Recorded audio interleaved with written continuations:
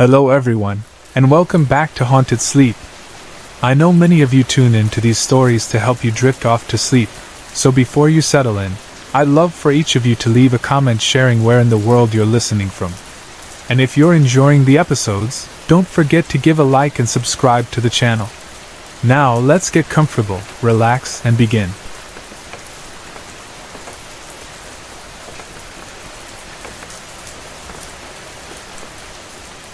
It happened about 5 years ago, when I was just 9 years old. I was used to moving around a lot, switching schools, and adapting to new places, but this particular school felt different from all the others. I'd heard some rumors from people around me, stories about how the school was built on an old cemetery and that it was haunted. At first I was scared, but I didn't truly believe it. I told my parents, and they just laughed it off, saying it was nonsense and I had nothing to worry about. So, I tried to forget about it and moved on. The first day I attended the new school, everything seemed fine. The people were nice, the school was small but cozy, and the teachers were friendly. However, there was something about the building that gave me the creeps. Some classrooms were actually located outside, which felt a little odd, but I didn't think too much of it. It wasn't until I had to go inside for music class that I began feeling uncomfortable. The inside of the school, especially the bathrooms and hallways, felt off in a way I couldn't explain. I tried to avoid going inside too often. When I did, I never went alone, always with classmates or teachers. One day, I had to go to the bathroom. I'd been holding it for a while, and finally, I couldn't wait any longer. I asked my teacher for permission, and she said yes. I ran to the school's front door, which was in front of the classroom rows, and headed toward the bathroom. I didn't look behind me, but the whole time, I felt like someone was watching me. It was a cold, uncomfortable feeling, and it made me want to hurry. When I reached the bathroom, I pulled the door open, and the cold hit me immediately. The air inside was freezing, far colder than it should have been. I tried to ignore it, and went straight into a stall. That's when I heard the door open again. I thought it was someone else entering, but then I heard footsteps. They didn't sound like normal footsteps. They were off. I felt my body start to shake as the feeling of being watched grew stronger. The footsteps grew louder and closer. Then I heard tissue paper being pulled from the dispenser, but I still tried to convince myself it was nothing, just someone else in the bathroom.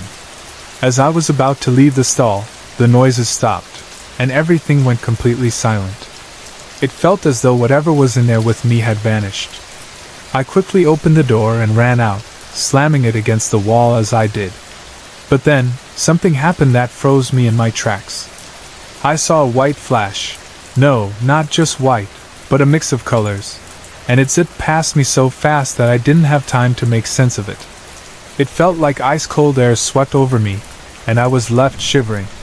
When I was able to move again, I bolted out of the bathroom and pushed open the front doors of the school with all my strength. I think that was the fastest I'd ever run in my life. When I got back to the classroom, my classmates stared at me in surprise. They must have noticed how out of breath I was, but I just sat down like nothing happened. I didn't want to say anything, because I knew no one would believe me. After that day, strange things kept happening. I tried to avoid going inside the school as much as possible, but sometimes I had to. One day, I went to the library to pick up a book for a report. I was searching the shelves when I found myself standing between two bookshelves alone. That's when I saw someone on the other side. It looked like another student, but when I moved to the other side to see who it was, they were gone. There was no one there. I was terrified. The figure had been a girl, about my age, with shoulder-length brown hair. She looked like a teenager. Other small things happened too, footsteps, whispers, and strange noises, but nothing as intense as that first experience. But each time, the fear lingered, and I never felt fully comfortable. Eventually, we moved from that area, and I couldn't have been more relieved. But then, my friend told me something that made my blood run cold. She said that someone had been killed in the very bathroom I used, the one where I had my terrifying experience. The news hit me like a ton of bricks. I had never imagined that the rumors about the haunted school might actually be true. I don't know what happened to the school after I left, and I don't want to know. I've never told anyone this story before, because I know they just think I was making it up or that I was crazy. But I feel a strange sense of closure now that I've shared it. The spirits that lingered there, whether they were real or just figments of my imagination, were not at rest, and I truly believe they still haunt that school. I'm just glad I don't have to be there anymore.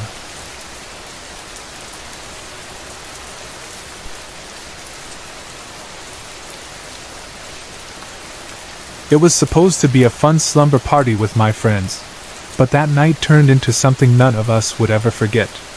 We had set up our beds in the living room of Christina's apartment, making sure the door was locked and everything was in place. But even though we were surrounded by friends, I couldn't shake the feeling that something was watching us. It was a strange, unsettling feeling that crept over me as soon as I stepped into the apartment. My new friend Amy noticed I seemed off and asked, "Are you all right?" I nodded, trying to ignore the unease, and grabbed my pillow and blanket as the other girls did the same. We finally got everything set up, and Amy, Christina, and I slept on the bed closest to the hallway and kitchen, while Letitia and Carla settled on the bed near the TV and window. Carla had mentioned that she might not be able to stay over, but after eating some junk food Christina's mom bought, we changed into our PJs. We were supposed to go get Letitia's stuff, and then we decided to ask Carla if she could stay over. Carla lived in the apartment next door, so we dropped her off quickly since her parents weren't keen on her staying. On the way back, Amy whispered to me that she felt like something was following us. I told her I felt the same way. We both shared a nervous hug while the others remained strangely quiet, not saying anything. The atmosphere had changed. It felt thick, like something was watching us from the shadows. Amy freaked out, saying she was sure something was following us, and she didn't want to go any further. She muttered, "It's coming!" under her breath just as a car sped by us, splashing both Amy and me with a bit of water. We screamed, startled, and ran halfway toward Letitia's house, our hearts racing. Amy looked more frightened now, and I put my arm around her, trying to reassure her. "Ghosts can't hurt us," I said, but she didn't respond. She kept walking, looking back over her shoulder as we made our way toward Letitia's house. Then, out of nowhere, we all heard a terrible, chilling scream. It sounded like a banshee. We froze in place, terror flooding us as we slowly turned around. There, just at the edge of the forest, we saw a shadow dart quickly between the trees.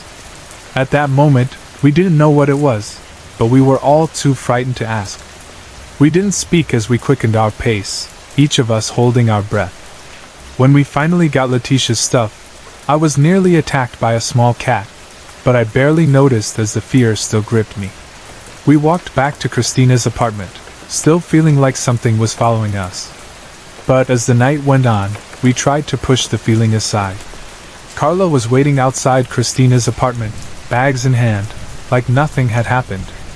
By 11:30 p.m., we were all eating pizza and cake, trying to push away the eerie feelings. We turned on the music channel and started dancing, laughing together. But suddenly, in the middle of Amy's dance, the flashy lights cut out, and everything went dark. We screamed and jumped onto the bed, huddled together as a shadow appeared in the kitchen doorway. Christina, being the smart one, tried to get the lights back on. The light switch was in the hallway, and no one was brave enough to go near it. We could only watch as the shadow lingered in the kitchen. After a few seconds, the shadow disappeared, but the flashy lights continued to flicker on and off. We all grew more anxious, and at one point, someone was nearly in tears, huddled under the blanket with me, holding onto their pillow for comfort.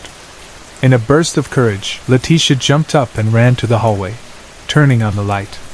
But by then, the tension had already reached its peak. We all took a moment to breathe, trying to shake off the fear. Just before midnight, we cut a slice of cake and placed the candle on top. I suggested that we blow out the candle at exactly 12 o'clock, just for fun. But as we gathered around, I saw the shadow again. It was standing in the kitchen doorway, just beyond the light. I didn't say anything at first, not wanting to scare everyone. I hoped it would go away, but it didn't. By 1 a.m., we were all getting ready for bed, trying to shake off the fear. I was the last one to fall asleep, and as I lay there, I watched that shadow move again. It wandered slowly around the kitchen, as if searching for something or someone. But eventually, I felt my eyelids grow heavy, and with a strange sense of calm, I drifted off to sleep. That night, the feeling of being watched never completely left me, but I managed to fall asleep despite the unsettling presence that seemed to linger in the apartment. The next day, we tried to laugh it off as just a bunch of weird coincidences, but none of us would ever forget what we felt, and what we saw, that night. Sorry to interrupt. If you're enjoying the story, let me know in the comments and tell me where you're watching from. Don't forget to like and subscribe for more.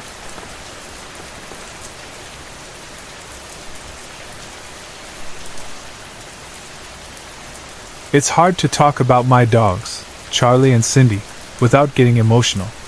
They were a huge part of my life when I was growing up in Toronto.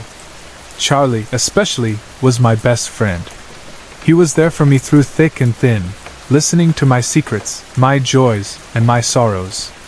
I got him in grade 5, and he stuck with me until he passed away in 2000, a year after Cindy. They were both miniature short-haired dachshunds, and I had them for years. Cindy passed first, and Charlie followed soon after. I remember how painful it was when Charlie couldn't walk anymore due to a slipped disc in his back, and we had to put him down to spare him from the suffering. I never really got to say goodbye to him the way I wanted to. That was the hardest part. After they passed, my family decided to get another dog, Heidi, from the Humane Society. We were still grieving, but we knew it was time to open our hearts again. At first, I didn't spend much time with Heidi. My dad and brother took on the responsibility of socializing her, while I was still struggling with the loss of Charlie. It was one night, when I was still dealing with the grief, that something strange happened. I woke up in the middle of the night to get a drink of water. As I walked out of my room, I thought I saw a dog walking from my brother's room to mine.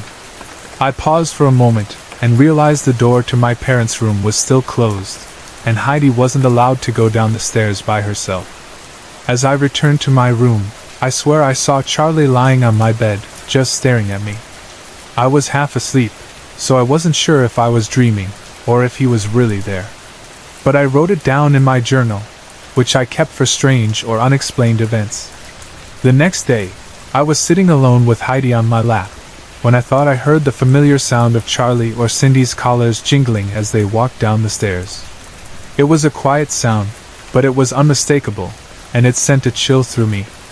A few years later, we got another dog from the Humane Society. His name is Norman, and when we first saw him, I couldn't help but notice how much he resembled Charlie. His face, especially, looked so much like Charlie's that it was uncanny. I couldn't resist adopting him. Norman was a little thinner, but his expressions were so similar to Charlie's. I often wonder if Norman is somehow Charlie, in another form, letting us know he's okay.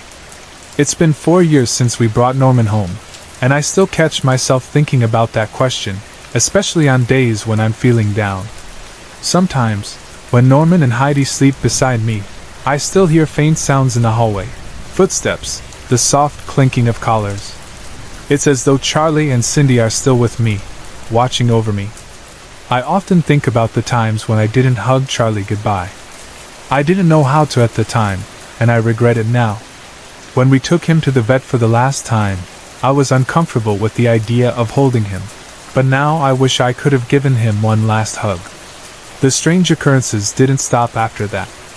One night, I was in my room with the door closed, and I knew there were no dogs in there with me.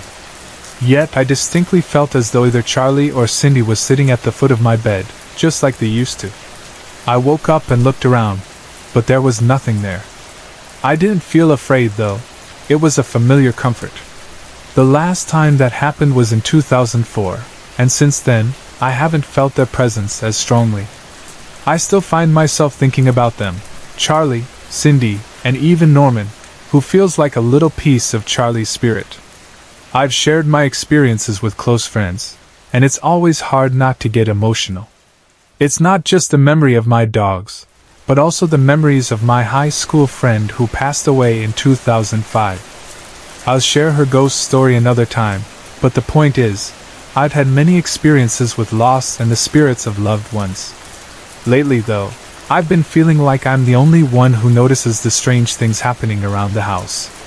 My mom used to talk about hearing or sensing the dog's presence, but now she hasn't mentioned anything for a while.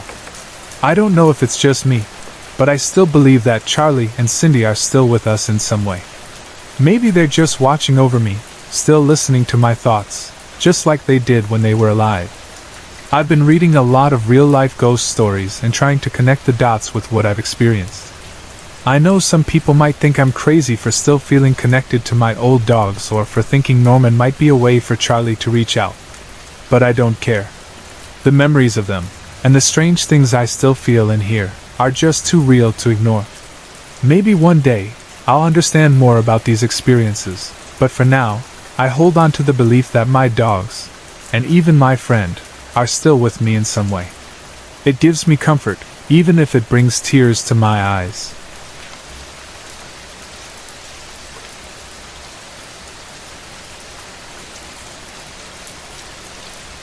"10 years ago, when I was 19, I met a girl named Lynn at a job placement agency, and we quickly became friends.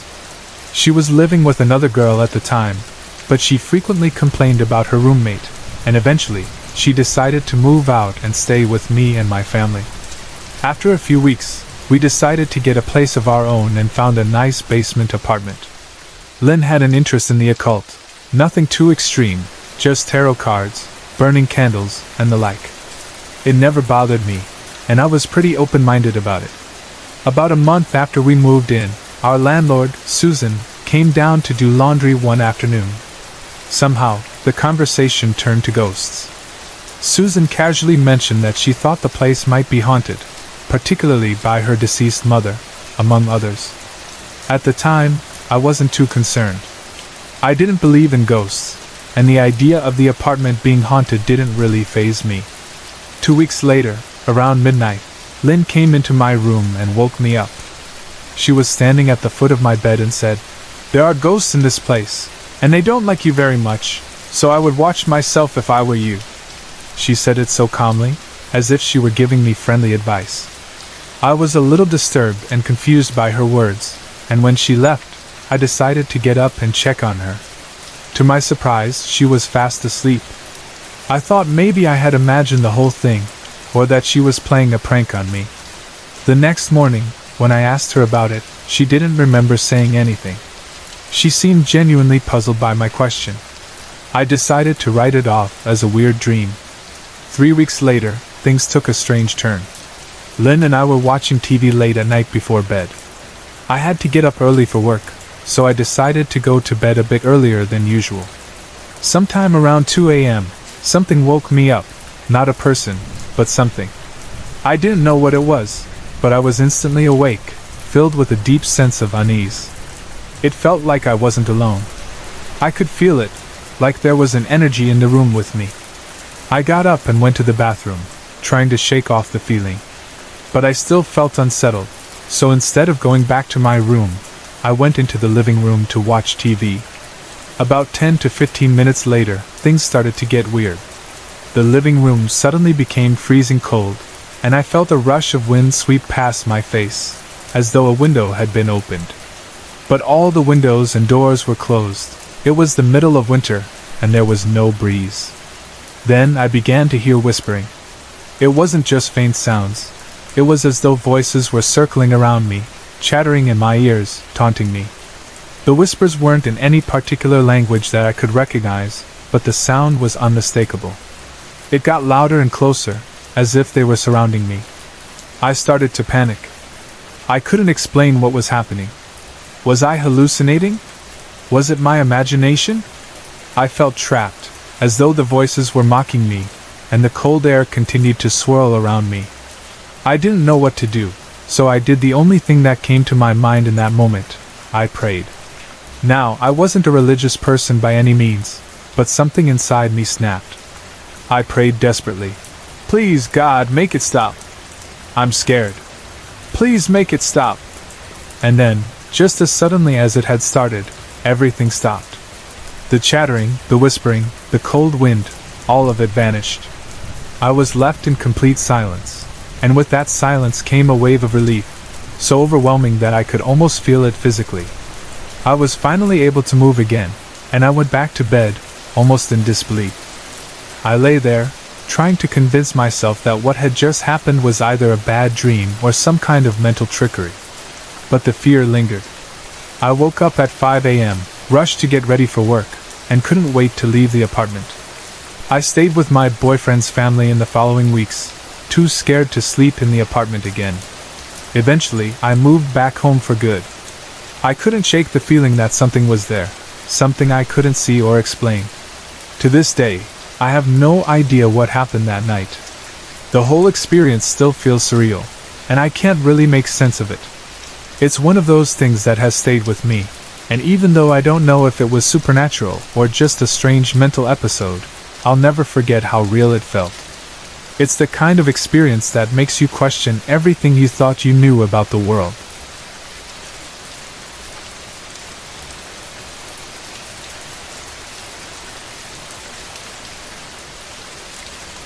When I was 13 years old in 1978, living in Winnipeg, Manitoba. One winter evening, my mother and I went to pick up an elderly woman from the airport. She was a family friend's mother, coming all the way from Indonesia to visit her son before she passed away. Her name was Farida, and she was unlike anyone I had ever met. She wore a purple wrap that seemed to cover her completely, and she had a mysterious presence about her. Her aura was so intriguing, even for a curious 13-year-old. I later learned that Farida wasn't just any elderly woman, she was a psychic, and a friend of Dr. Alan J.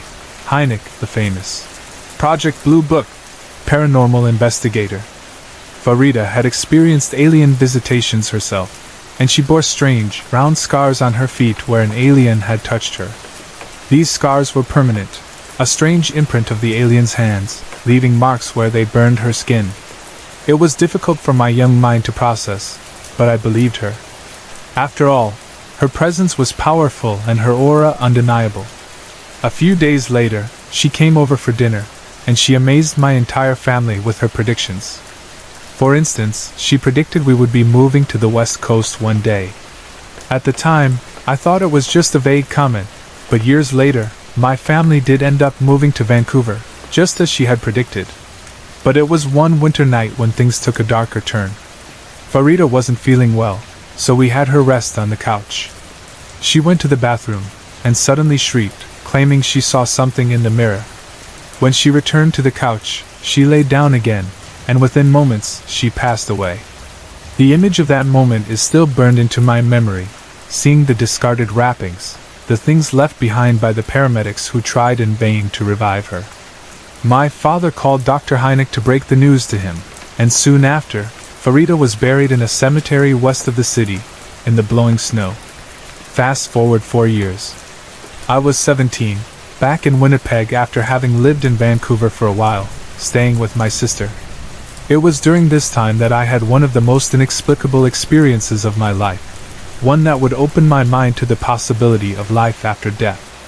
I woke up one morning, and there was daylight. The strange thing was, I wasn't in my body. I could see myself lying in bed next to my young nephew, who was sleeping on an air mattress beside me. I was floating above my body, looking down at myself. I couldn't move or speak, and I felt completely trapped in my own body, as though I was observing from outside of it. This went on for a while, until, suddenly, I wasn't alone. Out of nowhere, I saw Farida. The woman who had passed away years before was now standing in front of me, as if she had come from beyond. I could see her clearly, and she appeared just as she had in life. Then, with a sudden, powerful electric jolt, I found myself back in my body, gasping for air, utterly dumbstruck by what had just happened.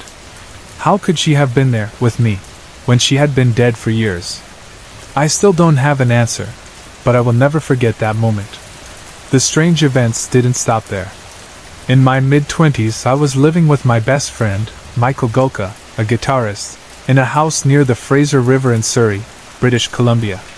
One afternoon, after a picnic, I was in the kitchen helping Michael's girlfriend, Kathy, with the dishes. As we chatted, I noticed a huge, white moth sitting on Kathy's back, just below her left shoulder. It was the largest moth I had ever seen, and for some reason, it made me uneasy. Growing up with Indonesian heritage, I knew that white moths were considered a symbol of death in many local beliefs. Despite my discomfort, I didn't mention anything to Kathy. I didn't want to spook her, especially since she was into Wicca. The next day, Michael was hanging out with some people I didn't quite trust. I warned him to be careful when he was out in the driveway. Later that night, I received a call from Kathy, and her voice was broken with sobs. Michael had been found dead at the Flamingo Hotel in Surrey. The news hit me like a brick. I spent the night with Kathy, drinking wine and comforting her, as she cried, and we listened to One by U2, Michael's favorite song. I never told Kathy about the white moth. I couldn't bring myself to say it, because I didn't know how to explain what I had felt. In the years that followed, I began to experience more strange occurrences that seemed to open my mind to the possibility of life beyond the physical realm. I saw smoke form into a being in a room once, and I witnessed an incredible UFO fly overhead, heading toward the North Shore Mountains. It was fast, silent, and unlike anything I had ever seen before. Whenever I'm at the edge of the ocean, and the moon is out, I can sense something, like many spirits calling out from far away, yet somehow, very close by as well. It's an odd sensation, one that makes the hairs on the back of my neck stand up. I've learned to accept these experiences as part of who I am, and though I may not fully understand them, I know they are real. The encounters with Farida, the white moth, and the sense of spirits nearby have shaped my understanding of the world in ways I never could have imagined.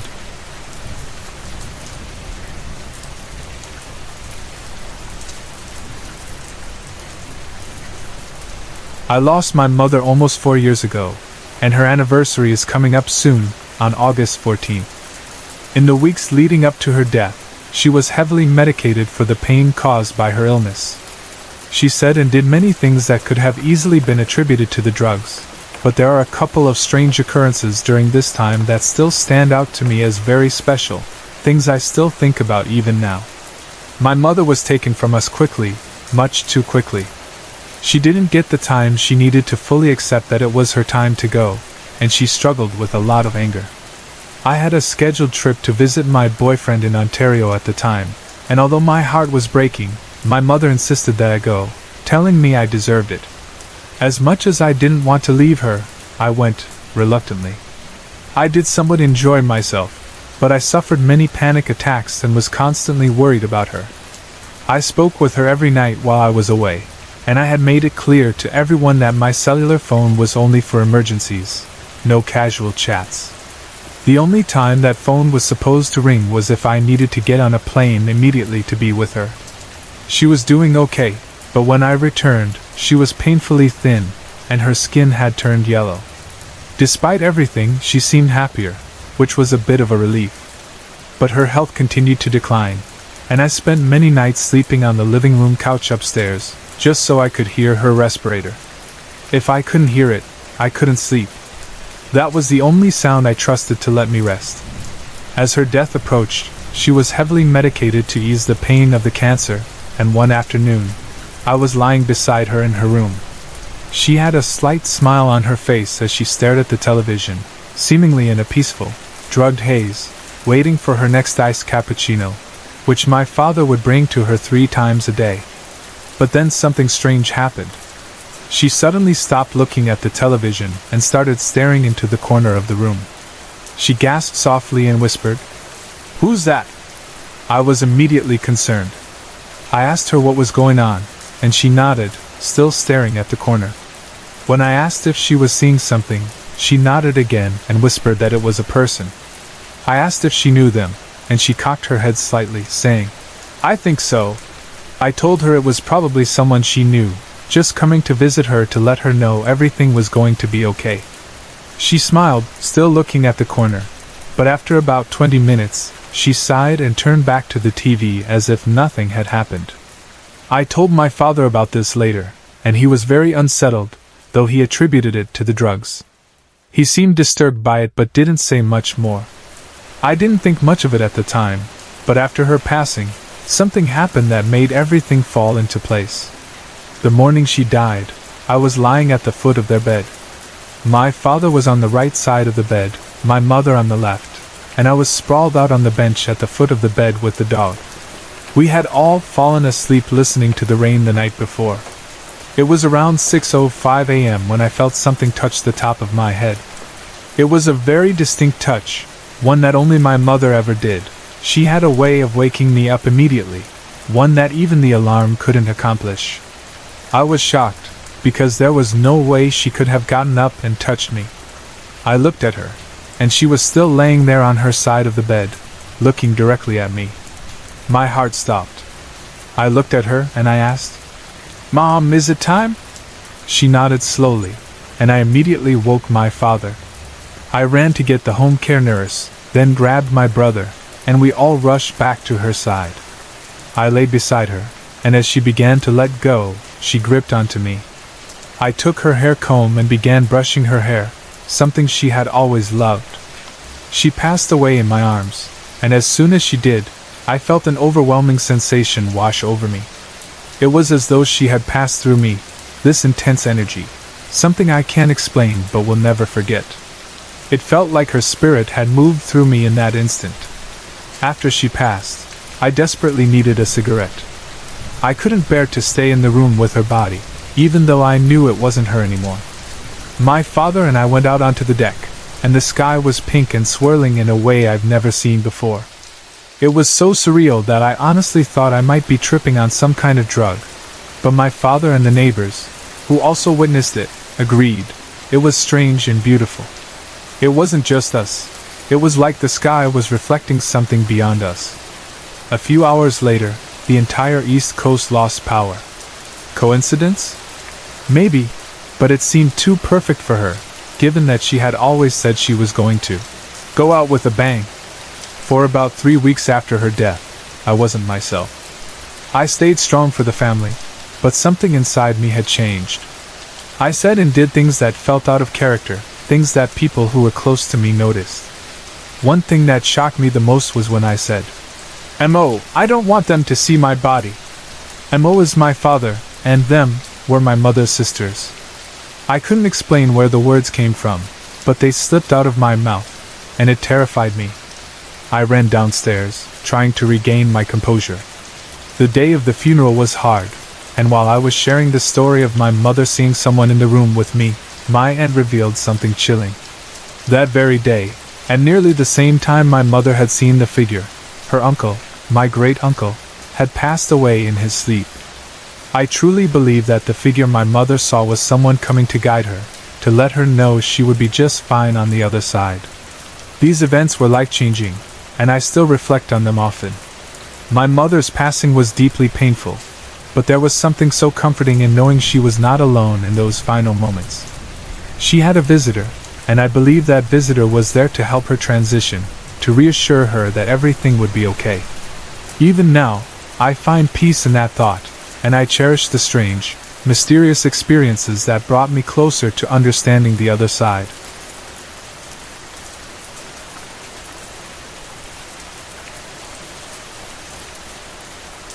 One summer evening in mid-June 2007, I had an experience that still sticks with me today. My husband and I were relaxing on the back deck after doing some yard work. The sun had set, but there was still enough light to see clearly. We were just enjoying the evening when my husband got up and walked across the deck to grab a cigarette. From where I was sitting, I could see him crossing from right to left. But as I looked up at him, something caught my attention. I saw a shadow moving from left to right, along the side of the garage. It seemed to be about halfway up the wall, and it moved in a smooth, steady motion, faster than a person would walk, but not incredibly quick. As it passed the post in my line of sight, it disappeared behind it, just as it would if someone were walking by. I watched the shadow the whole way, and it struck me that it wasn't quite the size of a person. It was shorter, but still distinct, and it cast a shadow all the way to the ground. As I watched, I felt a strange, intense fear rush over me. My heart raced for a moment, and I had to take a second to calm myself down. This was different from anything I had experienced before, and it left me with an unsettling feeling. I didn't see anything else after that, but I couldn't shake the eerie sense of fear that lingered. This wasn't the first strange occurrence I'd had, nor would it be the last. Over the years, I've seen many shadowy figures, and I've heard movements when no one is around. For instance, in my hallway outside the living room, I often see shadows, whether it's day or night, whether I'm alone or not. It's almost like the shadow passes the doorway, and sometimes it feels like it pauses for a moment, just out of my line of sight, like it's watching me. Other times, I see a shadow standing at the living room doorway, and when I look directly at it, it usually vanishes. But occasionally, I see it move down the hall. I've also heard floors creaking as though someone is walking through the dining room and kitchen. My kids have heard footsteps in the basement when no one else was down there. The first time I really gave any thought to these occurrences was one quiet afternoon, when I was home alone. My kids were at school, and my husband was out running errands. I was sitting in the living room, reading a book, enjoying the peace and quiet.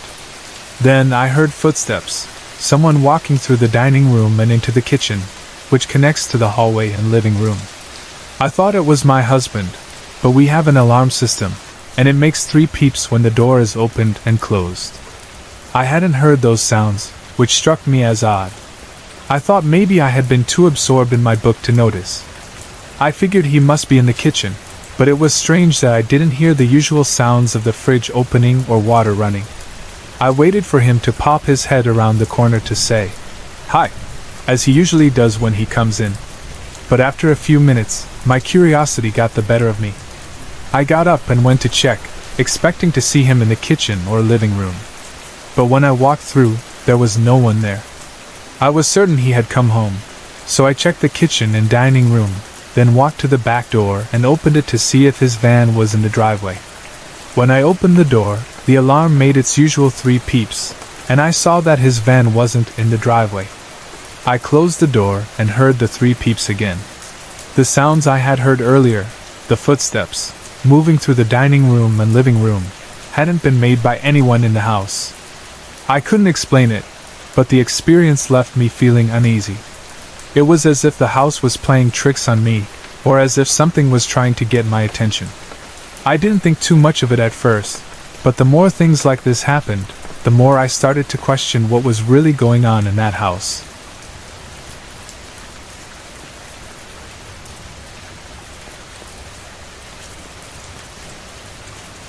My family and I lived in a 2-story house for about 9 years, and during that time, many strange things happened that I'll never forget.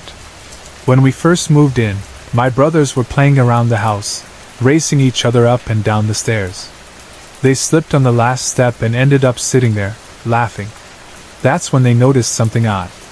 Looking up, they saw a figure staring at them. They told everyone what they saw, but my parents didn't take it too seriously. They reassured my brothers that there was nothing to be scared of, especially since my older brother, in particular, was very sensitive to things like this. He wasn't scared, and neither was my younger brother, who I now affectionately call my little big brother, because he's taller than me. My sister and I shared a room in that house, and it was far from comforting. It wasn't the type of room you'd want to sleep in, and we often felt uneasy in there. One night, my sister went to bed early while my other siblings and I were downstairs watching TV. Suddenly, we heard Molly, my sister, crying upstairs. I went up to check on her, and I found her on the bed, crying uncontrollably. When I asked what happened, she told me someone had been scratching her back. I checked her back for marks, but there was nothing. I took her downstairs to sleep on the couch instead. I told my parents and brothers about it, but they didn't seem to take it seriously. A few nights later, my sister and I were having trouble falling asleep in our room. For some reason, my right arm kept lifting on its own, and it freaked both of us out. I tried to ignore it, but it kept happening. We decided to go ask my brothers to sleep in our room with us for comfort. They agreed, and we set their bed beside ours. That night, while I was asleep, my brother JD woke me up and told me my arm had lifted up again. I was frustrated and just said, F asterisk asterisk K sakes, man, stupid arm, and went back to sleep. But the whole situation was strange, and it left us feeling even more uneasy in that room. Every time we went into that room, it felt as though someone was watching us, and it was an uncomfortable feeling that we couldn't shake. The door was always closed, and the only light in the room was the glow from the alarm clock. One night, I was lying in bed, waiting to fall asleep, when I suddenly heard a scream right in my right ear. It wasn't from my sister, who was still asleep next to me. It was something else. I couldn't move, paralyzed by fear. I looked at Molly, and she was still sleeping, unaware of what had just happened. I felt a sense of danger, and after a moment of pure terror, I prayed to God for protection. Once I prayed, I felt a wave of peace and safety come over me, and I was able to fall asleep, comforted by the presence of my guardian angel, or so it felt. After that experience, Molly and I decided to ask our parents if we could move into their old room. They agreed, and we moved our things into the room they had once slept in before we adopted my baby sister. My younger brother, Stuart, moved into the room we had shared. Nothing strange happened to him in that room, and he seemed to settle in fine. But after moving into the room on the right, his behavior changed dramatically. He became more irritable, got into arguments, and acted out in ways he hadn't before. He also started hanging around with the wrong crowd, which was a huge shift in his usual behavior. My parents tried to talk to him about it, but he seemed to feel like they were blaming him for everything. It was as if the room was affecting him in ways we couldn't understand. One day, when my dad was home alone, he had a strange experience. He was sitting on the couch, watching TV, when he suddenly felt a presence beside him. He turned to look, and there, sitting next to him, was the image of my mother. He wasn't scared, but he knew it wasn't her. He could just tell. When my mom came home later, my dad told her about what happened, and my mom shared the story with us. JD, the most sensitive member of our family, frequently experienced things others couldn't see or hear. He would often hear footsteps coming up or down the stairs when everyone was asleep, and sometimes, he would see someone standing by the stairway, staring at him. JD also claimed to feel a presence in the house, and sometimes, the presence would feel like it was watching him. One day, I took a picture of JD lying on the couch playing with his Game Boy Advance. In the picture, there was an orb floating above his stomach. We were all a little freaked out by it, especially when JD told us that he had felt something sitting on his stomach when no one was near him. My parents didn't think much of it, but it left us with a sense of unease. When my cousin Jason lived with us for a few months, he stayed in the room on the right. He didn't experience anything strange, but his girlfriend, Doreen, had a terrifying experience. She told me that while she was sitting on the bed talking to Jason and his girlfriend, she saw a shadowy figure standing behind the door.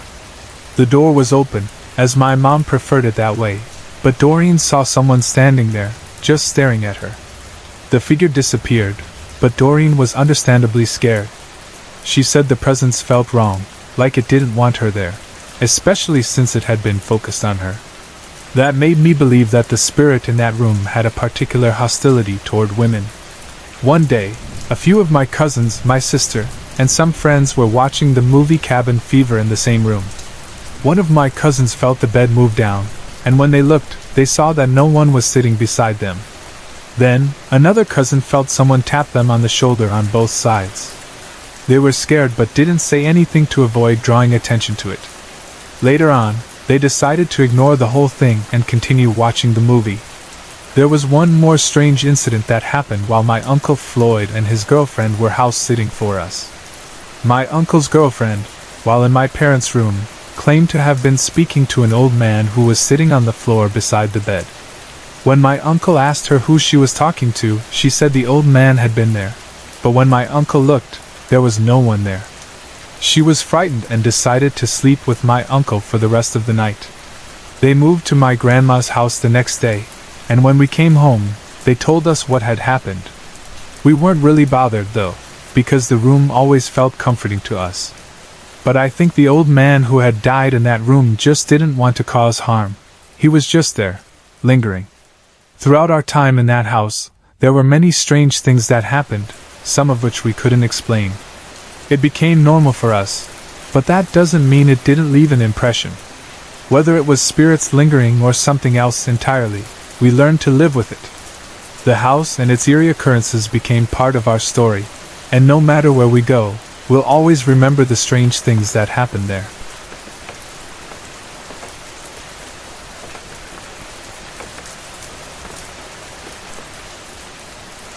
About 2 months before I was born, my parents got a puppy, a black lab named Bear. From the moment I arrived, Bear and I had an instant bond. He would always lay beside my crib at night, keeping me company, and when my parents would bathe me, Bear would sit loyally by the tub. Once I started crawling, Bear was right behind me, making sure I didn't get hurt. It felt like he was always there, watching over me. As I grew up, Bear became my best friend. I didn't have many friends at school because I was a Christian, and I faced constant bullying. I would come home after each day, bruised and beaten, and there Bear would be, tail wagging, ready to comfort me. We spent every possible moment together. When my brother was born, Bear didn't show much interest in him.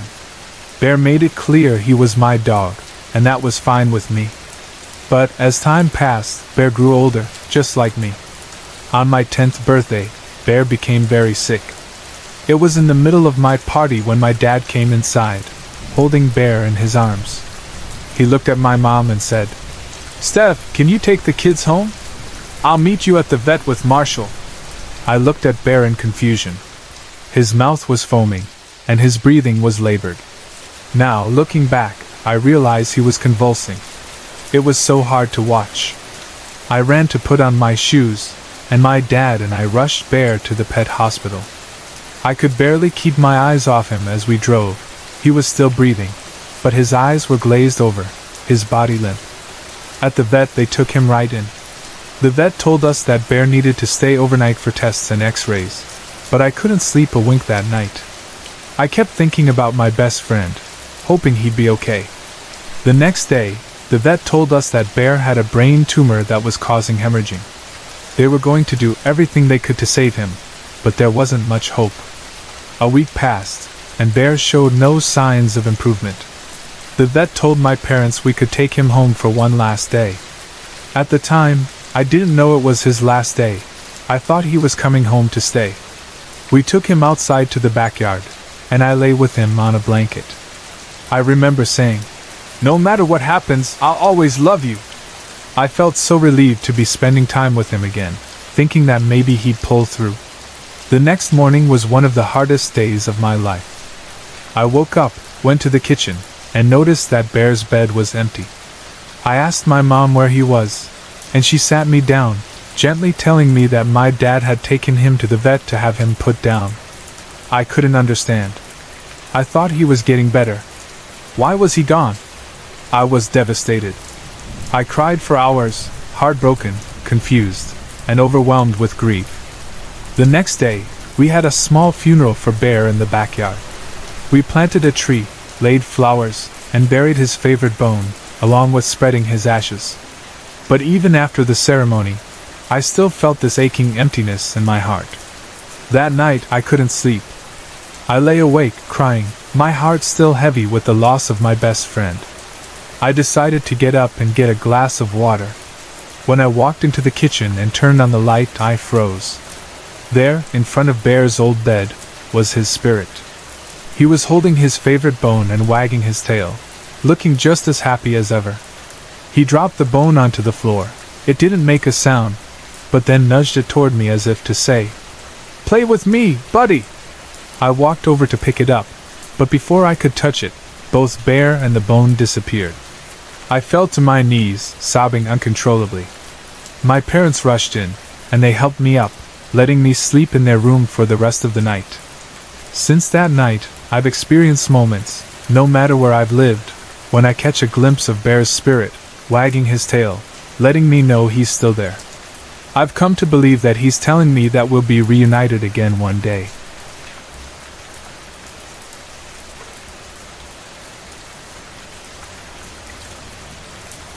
I'm 21 years old, and I grew up on Prince Edward Island, Canada, a very quiet place. My family lived in the country, surrounded by farms. There weren't many big animals around, just foxes or coyotes. One late October night, after Halloween, things weren't great between my parents, so my mom and I often went on long drives to get away from the tension at home. It wasn't cold, but the air felt damp, and the moon was bright in the sky. I love horror movies and enjoy a good scare, so I convinced my mom to drive down a long, dark road near an old farmhouse, surrounded by trees. I thought we might see some animals and get a little thrill out of it. We drove slowly, with the headlights on high, but it was a boring trip, nothing at all. I sighed when we reached the end of the road. However, across from the road, down a bit, was an old family friend's house. It had burned down a few years before. No one had died in the fire, except for the family dog, which had been inside. The field next to the house, which used to have dairy cows, had been empty since the fire. My mom didn't want to go down that road, but after some convincing, she agreed. She turned the headlights down low, not wanting to draw attention, since it was an off-limits area. We were laughing and chatting, not paying much attention to the road, when something strange happened. Suddenly, all the sound stopped. It felt like someone had pressed mute. My mom and I both stopped talking, turned our heads, and looked straight ahead, almost in slow motion. It was like time had slowed down. Then we saw it, two glowing orange eyes. They looked like hot cinders, glowing in the dark. There was no body or shape, just the eyes. They hovered just above the ground, moving slightly. They didn't blink. I remember that very clearly. The eyes were at about windshield height, and they were much too big to be any normal animal. My mom and I looked at each other, both in shock, and then we screamed. A loud, terrified scream that started low and built to the top of our lungs. "Get out of here! Do it! Do it!" I yelled at her. But my mom was already backing up the car. The road was surrounded by trees on one side and a cow field on the other, so there was nowhere to turn around. The eyes were still there, staring at us, moving slowly toward us. They didn't seem scared or threatened by us at all. Finally, my mom found a place to turn the car around. As she backed into the lane, she glanced at the eyes again. They were closer now, much closer, and still moving toward us. Any normal animal would have run away by now, but these eyes were different. Here's where it gets even stranger. As we drove away, I looked out the back window. The exhaust smoke from the car was drifting into the night, and there they were again, those same orange eyes, moving slowly toward us. We went home, crawled into bed, and cried. My mom, an adult, cried with me. We both had a feeling of deep unease in our stomachs. It wasn't just an animal, it was something else. It felt like it was following us. A few days later, we went back to the area with a spotlight, a steel pipe, and some werewolf hunting music. I thought it might have been a werewolf. We searched for hours, but we never saw those eyes again. We looked everywhere, but there was no sign of them.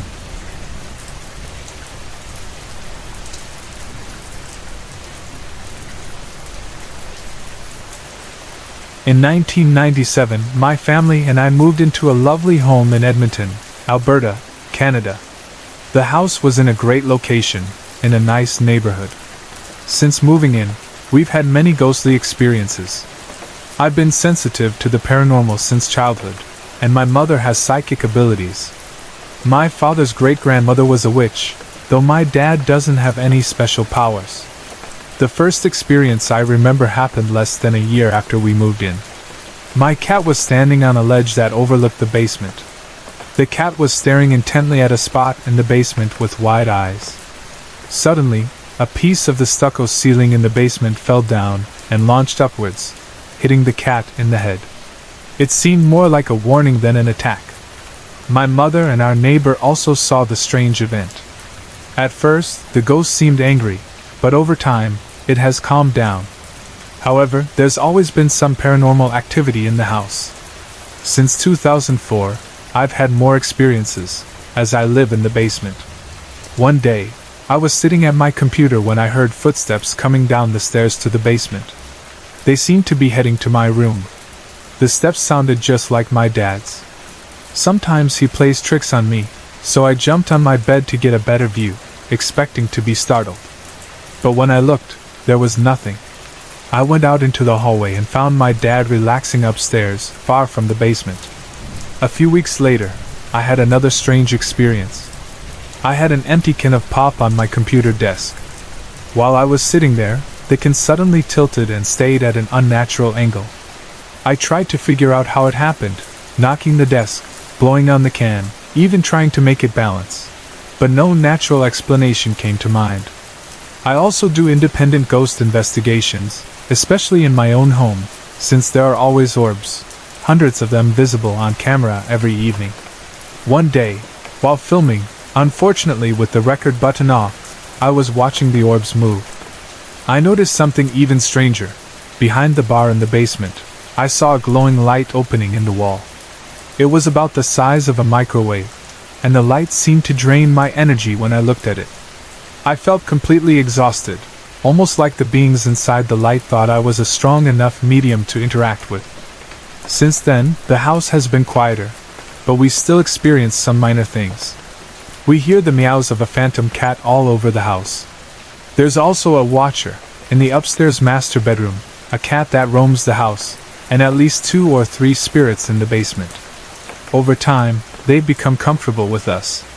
As for the house's history, there's little to explain the hauntings. No one has ever died there, and the land was just marshland used for farming until the 1970s.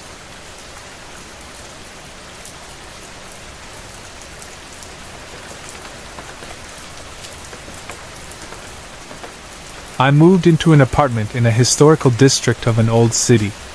The buildings were centuries old, and I can only imagine the stories hidden inside those walls. I used to be a skeptic about ghosts, but after living there for a few months, I began to reconsider. I kept hearing bumps in the night, tapping on the walls, and sometimes even what sounded like crying, almost like slow weeping. I could never figure out where it was coming from, and my then roommate insisted it wasn't him. I chalked most of it up to my imagination and carried on with life. One time, I was coming back from the grocery store, carrying a bunch of bags. I wanted to drop off my purse and a few items in my room. To my surprise, the door opened on its own. As I walked in, the lights switched on, and my CD player started playing music as if it was saying, "Welcome home!"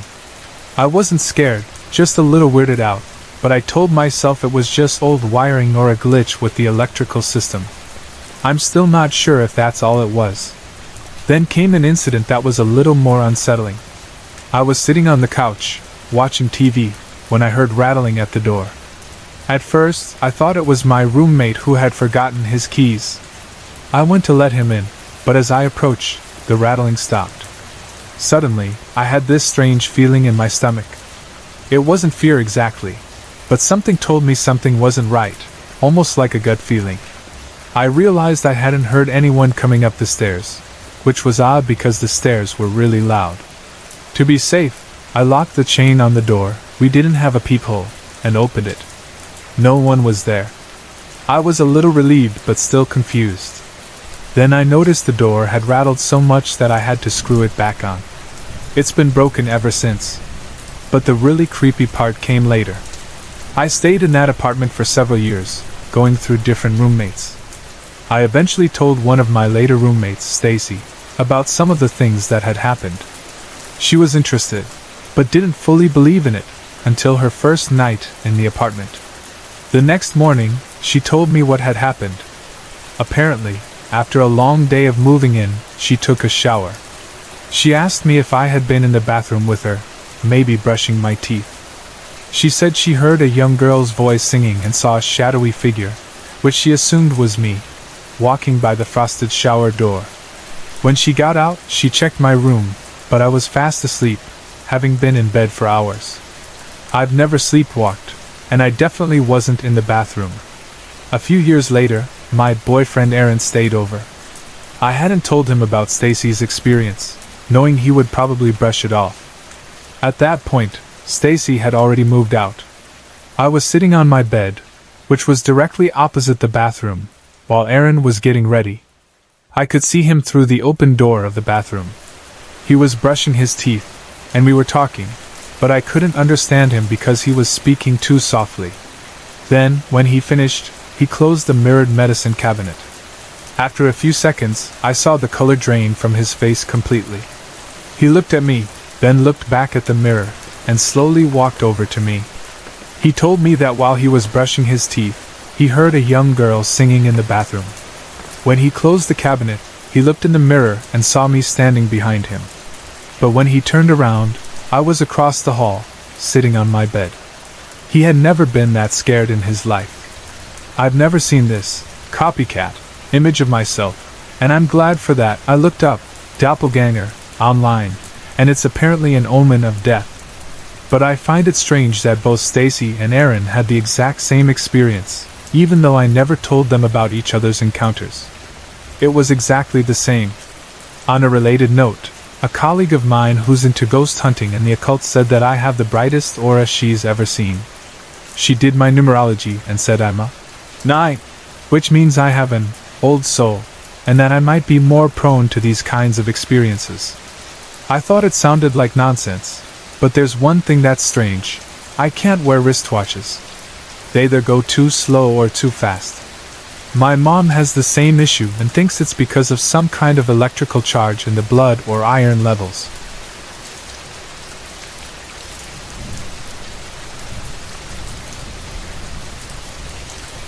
I'm 21 years old and have moved around a lot, but I've lived in my current townhouse the longest. I still live with my mom and sister so I can afford school and dance. My sister is 6 years older than me, and we've always had similar experiences in this house, though it's affected her more than me.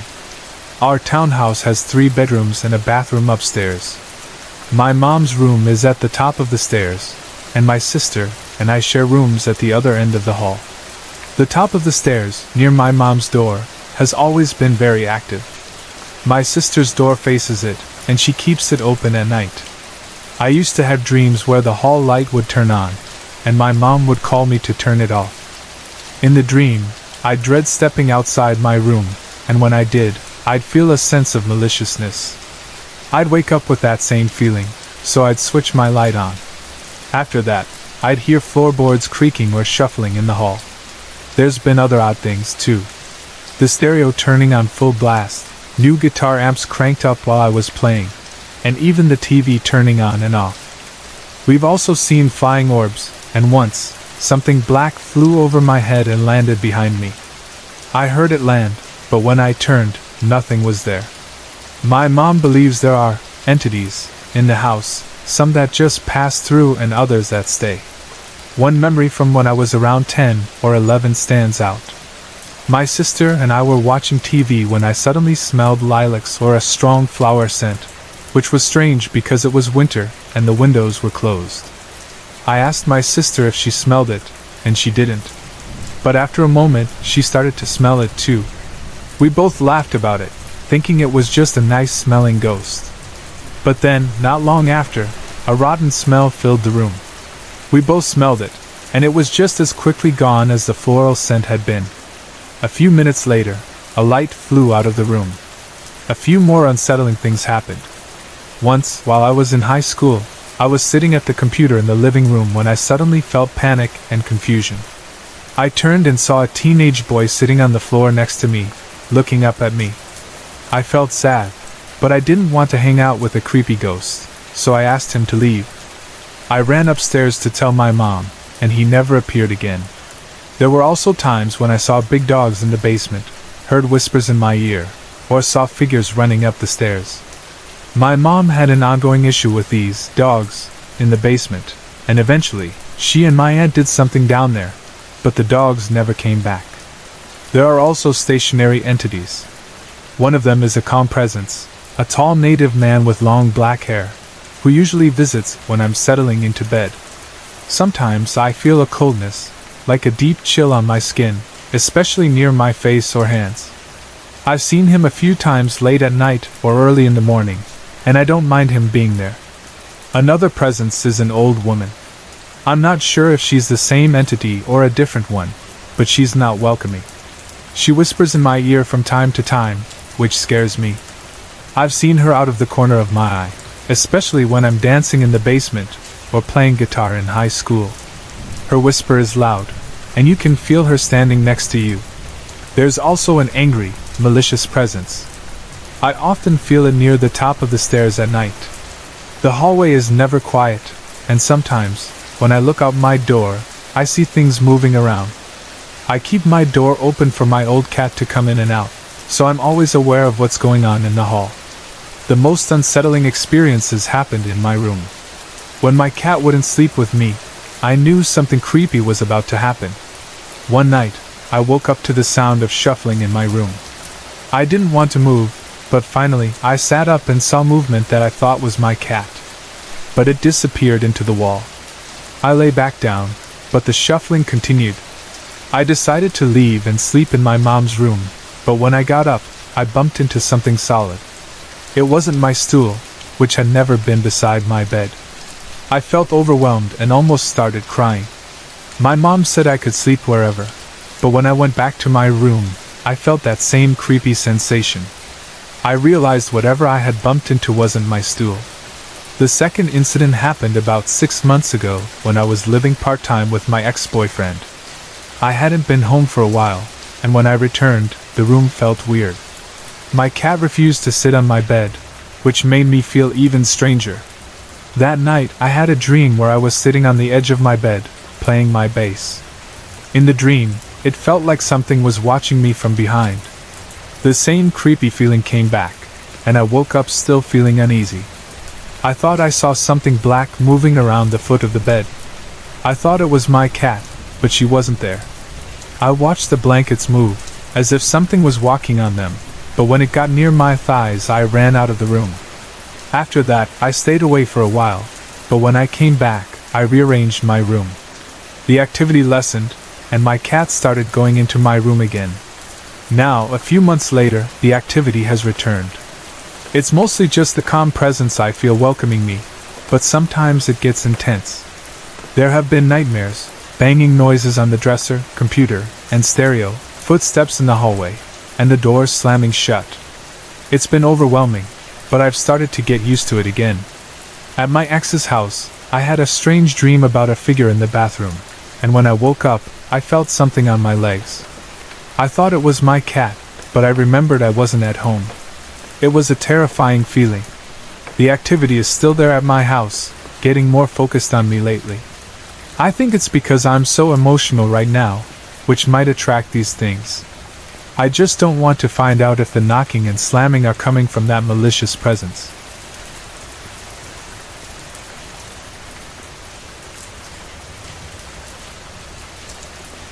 Growing up in Calgary, Alberta, I attended one of the older high schools in the downtown area. The stories I'd hear from older students about how the school was haunted always gave me chills, but I never thought much of it until something happened during my senior year, something I still can't forget. My experiences with the paranormal started in my first year of high school, when I often overheard older students talking about the haunted history of the school. Hearing these stories gave me a jolt every time, and I became scared to walk through the hallways alone. But it wasn't until later that I truly began to notice strange things myself. In my 10th grade, I was asked to go down to the janitor's office in the basement to get paper towels for our lab. As I made my way down the stairs, I heard a metallic sound coming from below, like a wrench or a pipe hitting the floor. I thought it was just one of the janitors working, so I continued down the steps. But when I reached the bottom, I looked around the hallway. There was no one there. I walked down the corridor, checked the janitor's office, and found it empty. I then walked through the cleaning supply room and the boiler room, but still, no sign of anyone. At this point, I began to feel uneasy. I hurried up the stairs and out the big metal doors into the main hallway. I decided to check the main office to see if the janitors were there.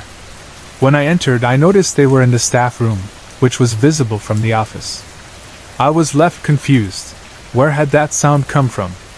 By the time I was in 11th grade, I had become used to hearing strange noises, but I didn't think much of them. One night, After a football game, a few of us stayed behind to clean up the locker room. The others had gone off to watch the Stampeders game, leaving me alone to finish cleaning. While I was mopping up, I suddenly heard scuffling sounds coming from behind me, as if someone was walking around. I looked over my shoulder, but no one was there. The sounds continued as I worked, and though I wasn't frightened, it definitely felt odd, like someone was hanging around. But I brushed it off and finished up. The scariest incident, though, happened during my senior year. That day, Calgary was hit with an unusual snowstorm, dumping 6 feet of snow and bringing temperatures down to -35°C, -31°F. Most schools were closed, but ours stayed open, and we were the only high school in the area that had classes. That day, we spent every period watching movies, which made me wonder why we even had to come in. But I digress. After a while, I decided to leave class and head to the cafeteria for a break. As I sat there, I remembered the strange experiences I'd had in the basement a few years prior. It seemed like the perfect time to investigate again, as the school was quiet and there were hardly any students around. I made my way down the stairs and crept along the hallway. I peered into the janitor's office to make sure it was empty. When I turned to head towards the boiler room, the lights suddenly went out. The emergency lights flickered on, and a voice came over the PA system. "Attention staff, students, and visitors. Please remain calm. There has been a problem with the power in the building. Please stay where you are until the power is turned back on." My heart started to race. I knew something wasn't right. It felt like something was lurking in the dark corners of the school. After standing still for a moment, trying to muster the courage to move, I heard the office door behind me creak and slowly latch shut. I froze in place. The hallway was lined with lockers, and I noticed that many of them were left open.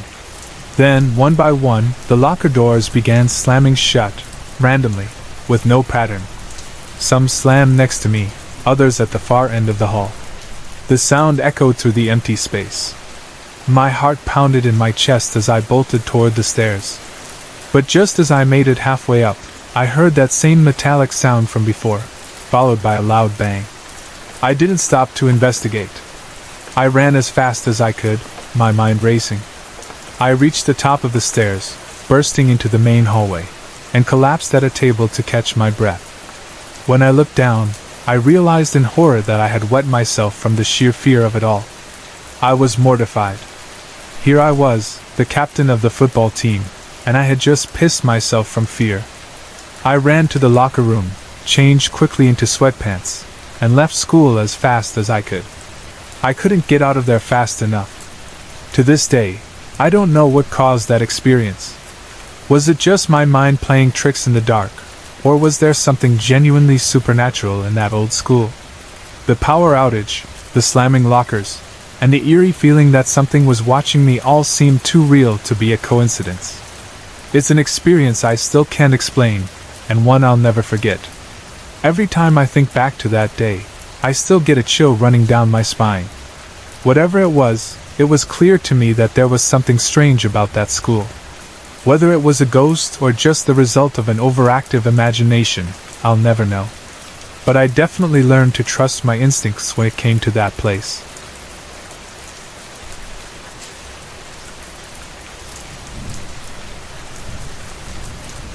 My grandpa was an amazing man, and we were incredibly close.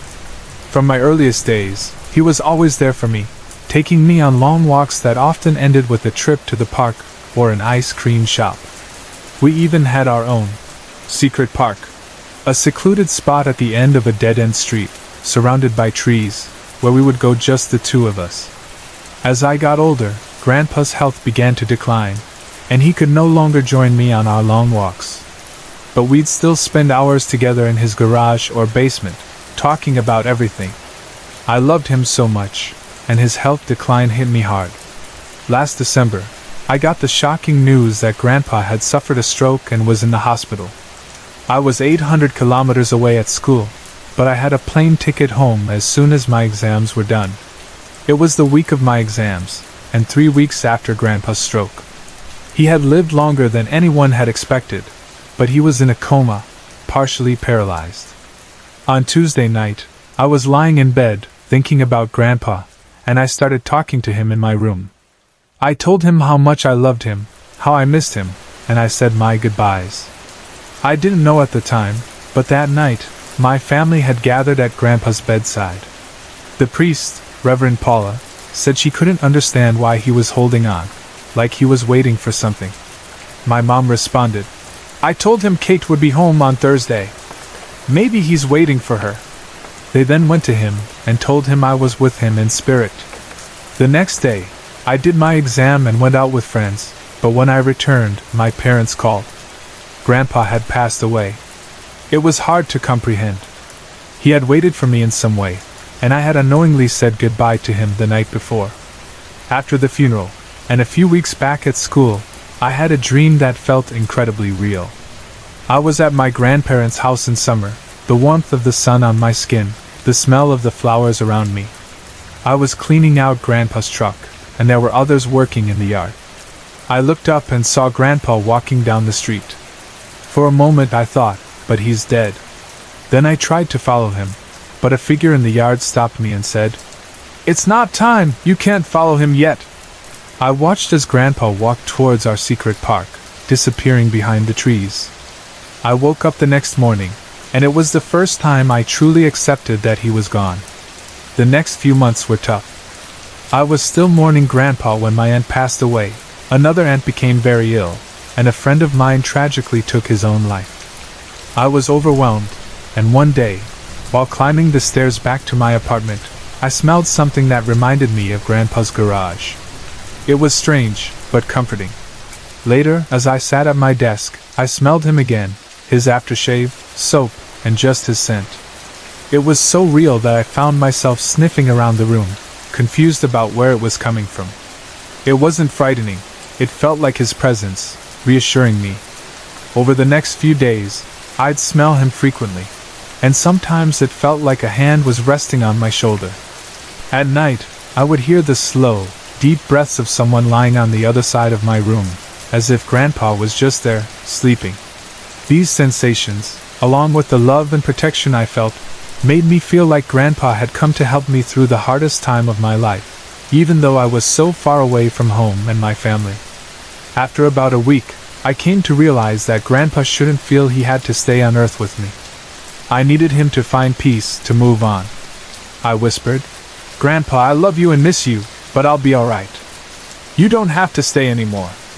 I'll see you again one day." The moment I said that, I felt completely surrounded by love, like being enveloped in a warm, comforting hug. And just like that, he was gone. Sorry to interrupt. If you're enjoying the story, let me know in the comments and tell me where you're watching from. Don't forget to like and subscribe for more.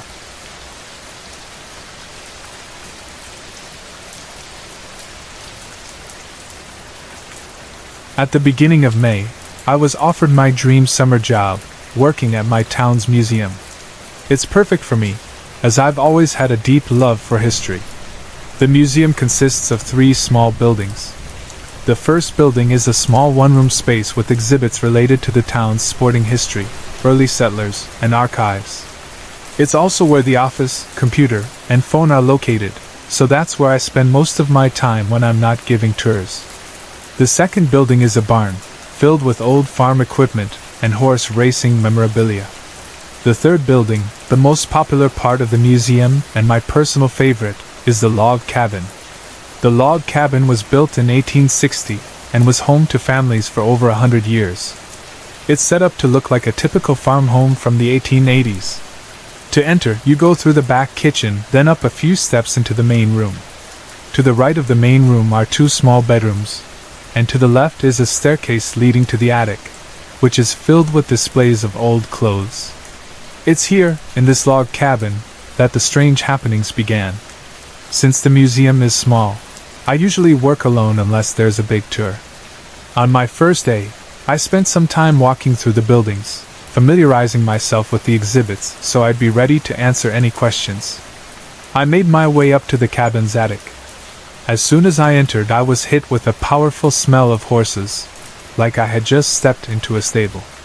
It lasted only 5 or 10 seconds before fading, replaced by the usual scent of the museum. I looked around, trying to figure out where the smell had come from.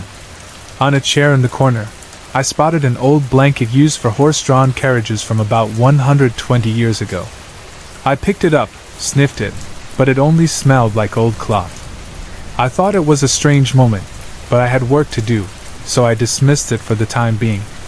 A few days later, while I was sweeping the main room of the cabin, something strange happened. Suddenly, bang bang, someone started pounding on the front door.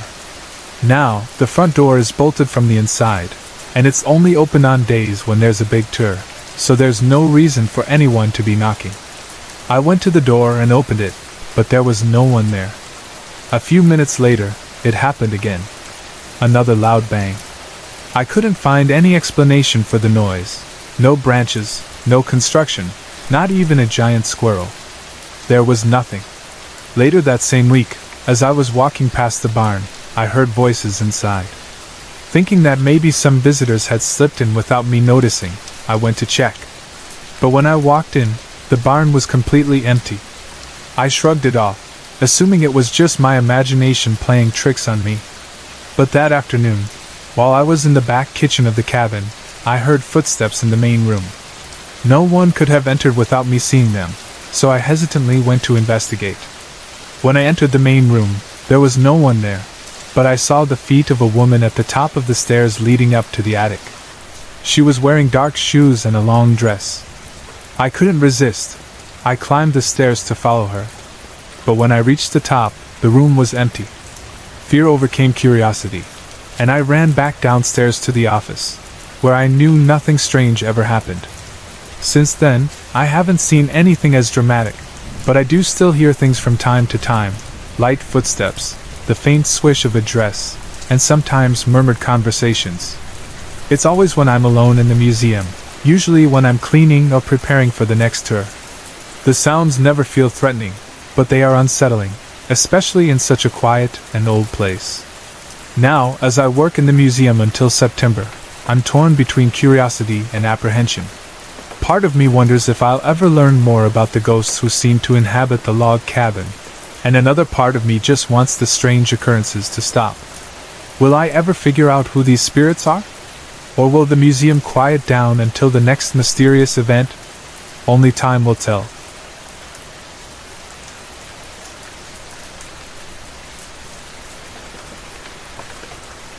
When I was around 10 or 11 years old, my family moved into a new house in Lac La Hatch, British Columbia, Canada. It was a fresh start for us, but I quickly began to notice strange and unsettling things about the house. The first time I felt something was off was when we were still moving in. I was resting in the empty living room, talking to my younger brother, when a strange feeling crept over me, an eerie, inexplicable sense that something was watching us. I tried to ignore it, but the feeling lingered, and I convinced my brother to go outside to escape the discomfort. When we got settled in, my brother and I shared a bedroom upstairs while my parents worked on finishing the basement. The basement had been unfinished when we first moved in, but my parents painted the walls, put up siding, and made each of us personalized closet doors. Our rooms were just a few feet away from the bottom of the stairs, with the wood stove beside them. Behind the stove was a large, empty, musty room that had a chute going outside for firewood, and there was a pantry under the stairs behind this room. I can't exactly explain it, but after moving into the basement, things started to take a strange turn. At first, it was subtle voices. They were faint whispers, sounding like 10 to 15 women gossiping. The number 13 sticks in my mind, though I can't say if it came from my own thoughts or something I picked up later. Sometimes, the voices seemed to be talking about me, or my family, though I couldn't understand their exact words.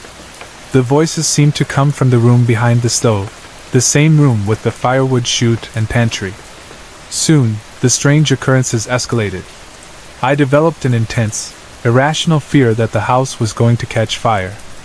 I became so paranoid that I would cry to my parents, insisting the house was going to burn down that night. I also developed a fear of campfires and fire pits, which I had once loved. My fear of fire turned into a full-blown phobia. I began wetting the bed again, something I hadn't done in years, and spent countless sleepless nights reading by my nightlight because I was too scared to sleep.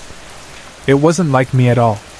One night, after I had accidentally watched a TV show following our family movie night, Back to the Future 3, I became consumed by thoughts of fire. In the show, a pianist had burned his hands to collect insurance money, and the images of fire and injury haunted me. Later that night, I woke up terrified and thought I could hear paper rustling at the foot of my bed. When I looked down, there was nothing there. But then, I heard the unmistakable sound of a match striking and fire crackling at the foot of my bed. I pulled my feet up instinctively, but when I looked again, nothing was there. I was exhausted from the sleepless nights, and eventually, I must have fallen asleep.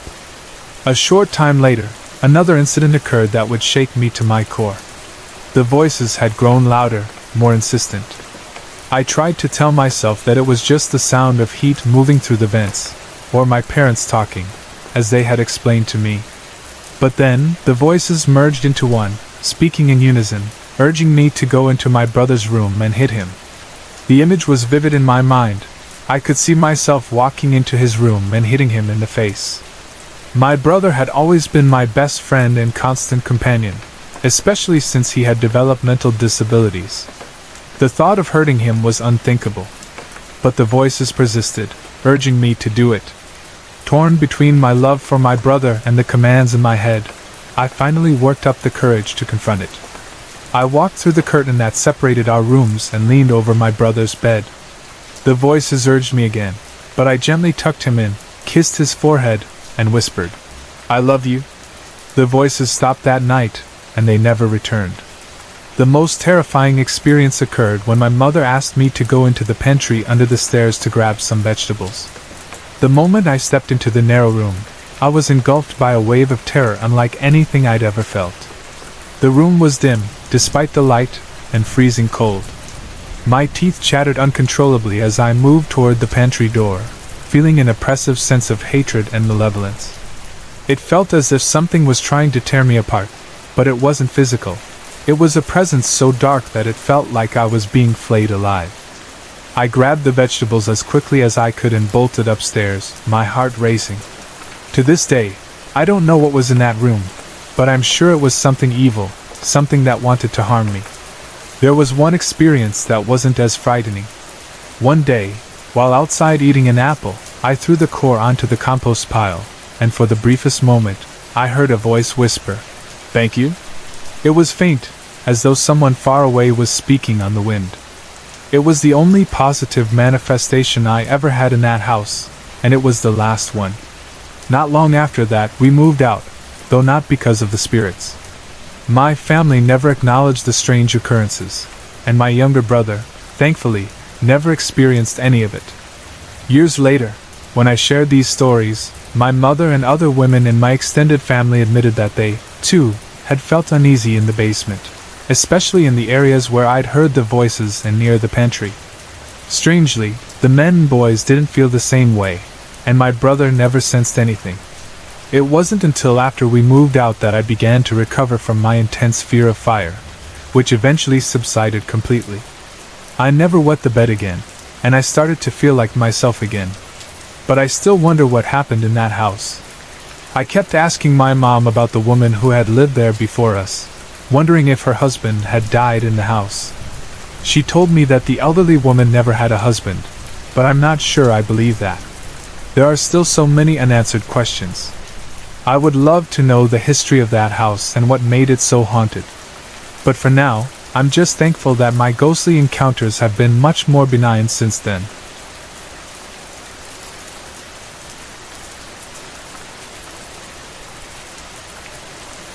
It all started when I was about 9 or 10 years old. My mother, my sisters, and I had just moved into a new house. We had been renting for a while after my parents divorced, and finally, my mom was able to afford a home of our own. I remember going to look at the house with my family before we moved in, and the house had belonged to a young family who were hunters. The walls were covered with stuffed animals, which I found a bit grotesque. Before we moved in, my mom and aunt made some updates, painting the kitchen a bright yellow, and doing basic touch-ups to make it cozy. The house was a split level with 3 bedrooms upstairs and a partially finished basement. From the very first night, things felt strange. There were footsteps in the hallway, a weird continuous sound at night, almost like a pencil rolling on a table, and I often felt like I was being watched, especially from the left-hand corner of my bedroom. The longer we stayed there, the more the strange events intensified. I would hear my name being called at night while I tried to sleep. Things would fall off the walls for no reason, there was knocking on the walls, and strange noises that couldn't be explained. I tried to talk to my mom and sisters about what was happening, but they either laughed it off or tried to convince me it was just my overactive imagination. While I did have a vivid imagination, these experiences felt different. It didn't feel like my imagination running wild. Things really picked up when we got a dog. She would suddenly start to whine, shiver, and hide in fear for no apparent reason. I began to realize that her behavior seemed to correlate with strange events, like the TV switching off by itself or banging on the walls. One particular evening stands out in my memory. It was winter, and we were sitting in the living room watching Dallas, for those of you old enough to remember it. As we watched, our dog began to cower in fear. Suddenly, the outer screen door and the heavier inner door of the house opened. It sounded as if someone had entered the house. We all sat there in stunned silence, not sure what to make of it. My mom went to check, but there was no one there. What was even stranger was that our dog hadn't barked when the gate outside opened, something she always did. No gate, no barking, no footprints in the snow outside. It was as if no one had been there at all, yet we all heard the doors open and felt the presence. I didn't want to tell anyone else, but eventually, I confessed to a friend who had lived in the neighborhood before we moved in. She told me that someone had killed themselves in the house before we moved in. Apparently, the previous owner's brother had shot himself in the kitchen.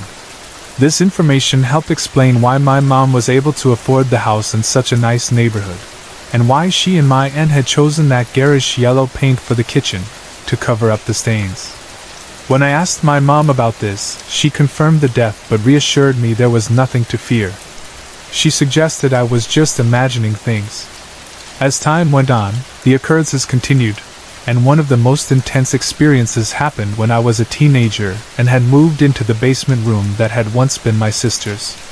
The room had a suspended ceiling with rectangular tiles that would lift and make a whooshing sound if the window was open or the door was slammed quickly.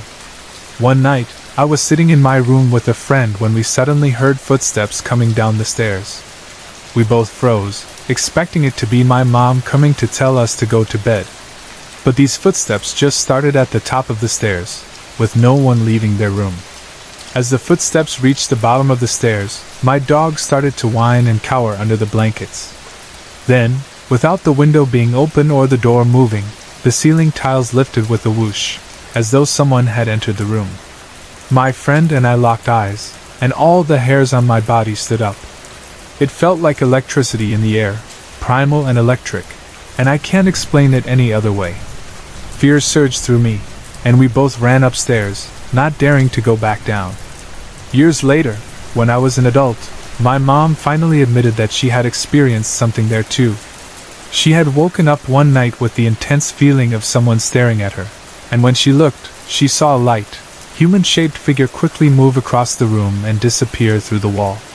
She also confirmed the dreadful yellow kitchen color choice, which was a subtle acknowledgement of the house's darker history. My sisters, who hadn't experienced any of the events, now believed me when I told them what had happened. There were also other strange things that happened in the house, like ping-pong balls rolling across the floor in the middle of the night for no reason. I didn't have many sleepovers after that, and the kids at school began to get scared of me. After everything that happened, I came to believe that some of the occurrences were poltergeist activity, linked to the female energy in the house, especially with my single mother and 3 daughters living there. But there were also things that were unexplainable, and I truly believe the longer we stayed there, the more the activity became hostile and negative. Looking back, I still wonder what happened in that house and what caused it to be so active. It wasn't just the death of the previous owner's brother, though that surely contributed. There was something in that house, a presence that grew more malevolent over time. But after we moved out, the strange occurrences stopped, and though I've had other ghostly experiences since, none of them have been as frightening or as intense as what we went through in that house.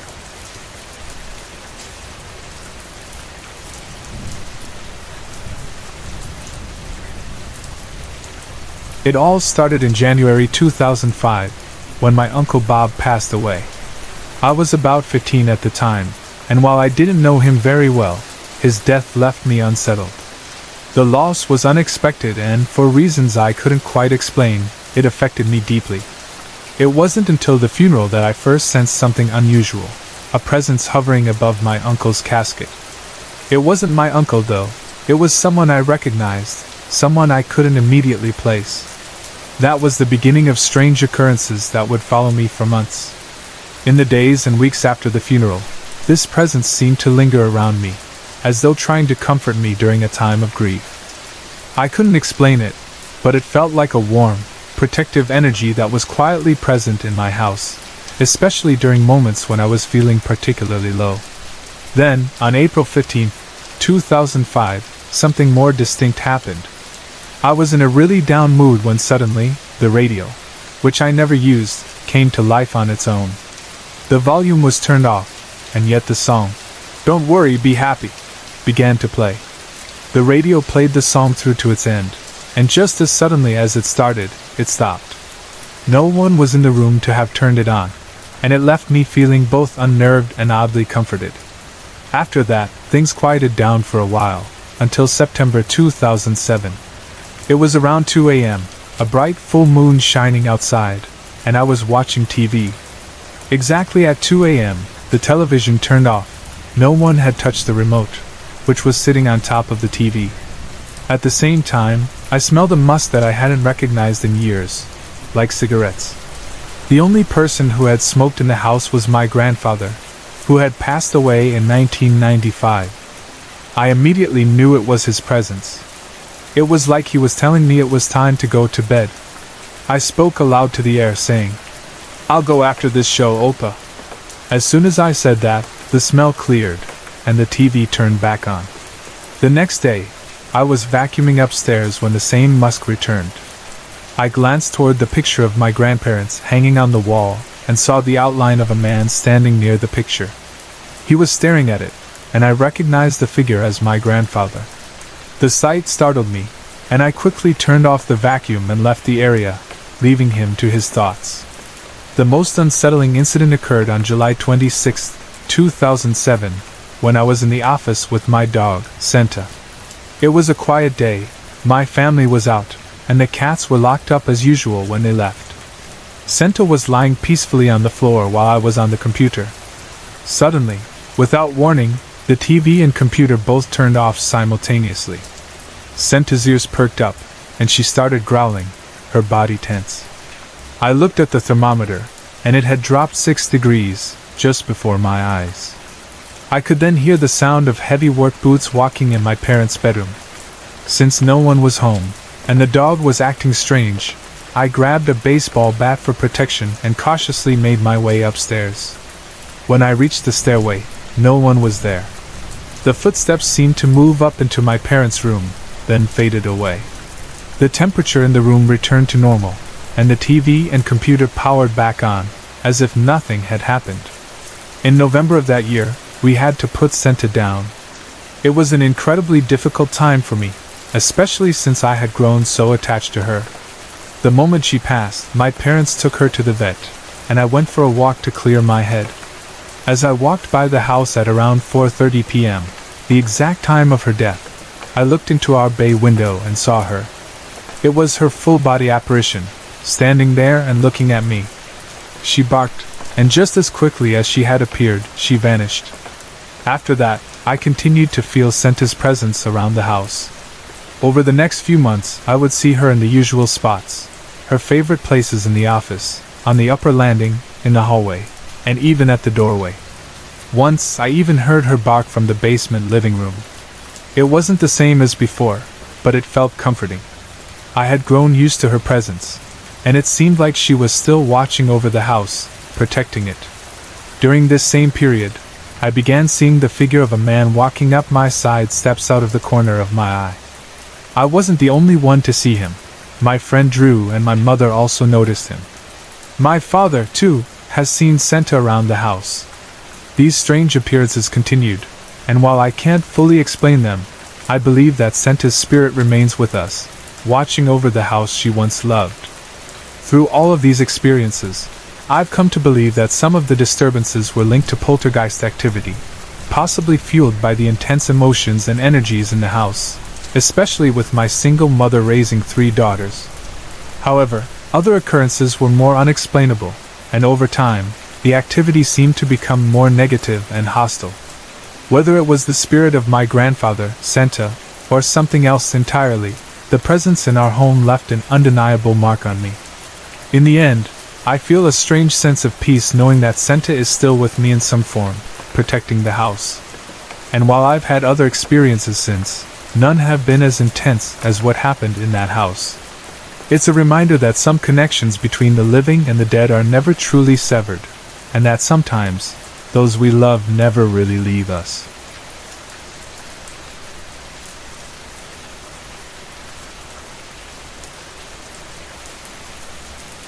This story is linked to my work at the museum, though it didn't happen on the museum grounds itself. First, let me give a bit of background to set the stage. My hometown was settled by Irish immigrants in the 1840s. The town's history is steeped in the tensions and animosities that came with the clash between Irish Catholics and Protestants, an ancient feud that followed them to Canada. In our town, this deep-rooted hatred culminated in the murder of 5 members of a well-known family. The family had a prominent place in the community, and their tragic deaths became infamous, even though, for years, people were reluctant to speak of it. But over time, the story has become a tourist attraction, and the museum now includes a stop on the tour that takes visitors to the site of the murders, which is now a private residence. The current owner of the house shares the story and takes groups around the property. As you might expect, the place is said to be haunted. On my second day working at the museum, I had to take a group of grade 10s on this very tour. I was both excited and nervous. Excited because I'd never been to the house before, but nervous because, well, it was my second day on the job. I'd also heard enough ghost stories about the place to make me uneasy. The night before the tour, I remember telling my mom, "If I see any ghosts, I'm going to quit." She just laughed it off. As you might expect, that threat turned out to be completely pointless. The tour went smoothly. We drove around, I gave my usual spiel, and then we arrived at the homestead for the heart of the story. The owner had the group gather about where the house of the murdered family used to be. He began recounting the tragic events. I was standing at the back of the group, about 10 feet away from where a young man, only a few years older than me, had been stabbed and beaten to death. As the owner described the murder, I suddenly felt a drastic temperature shift. The air went from mild spring warmth to a bone-chilling cold, almost like stepping into a freezer.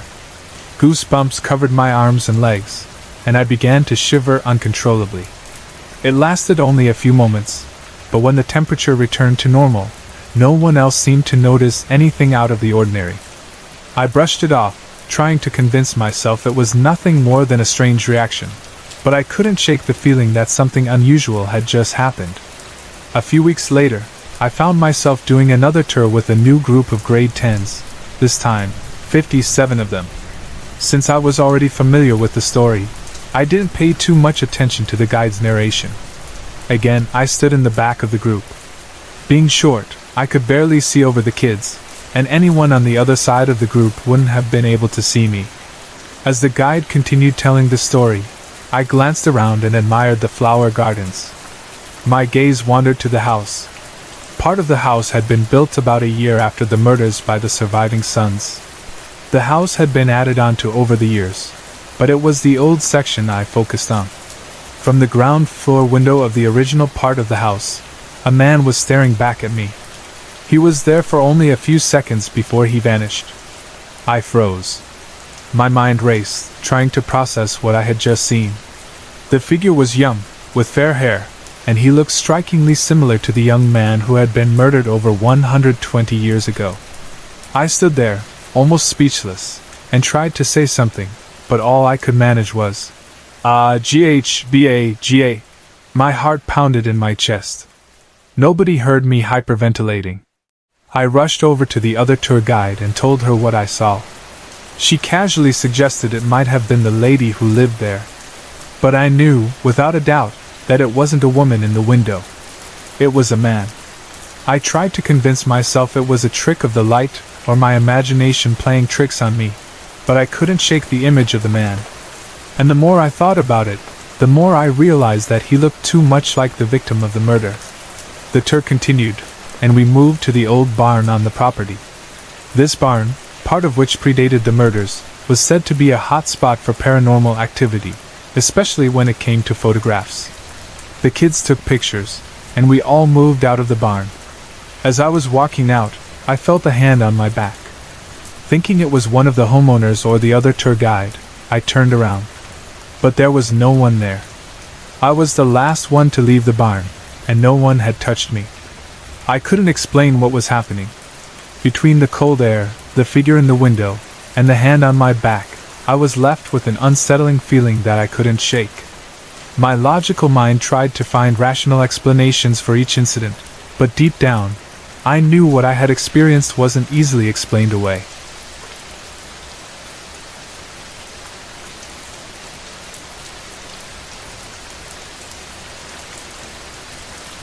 This happened around 3 or 4 years ago, during a time when I was really diving into horror, both in terms of media and experiences.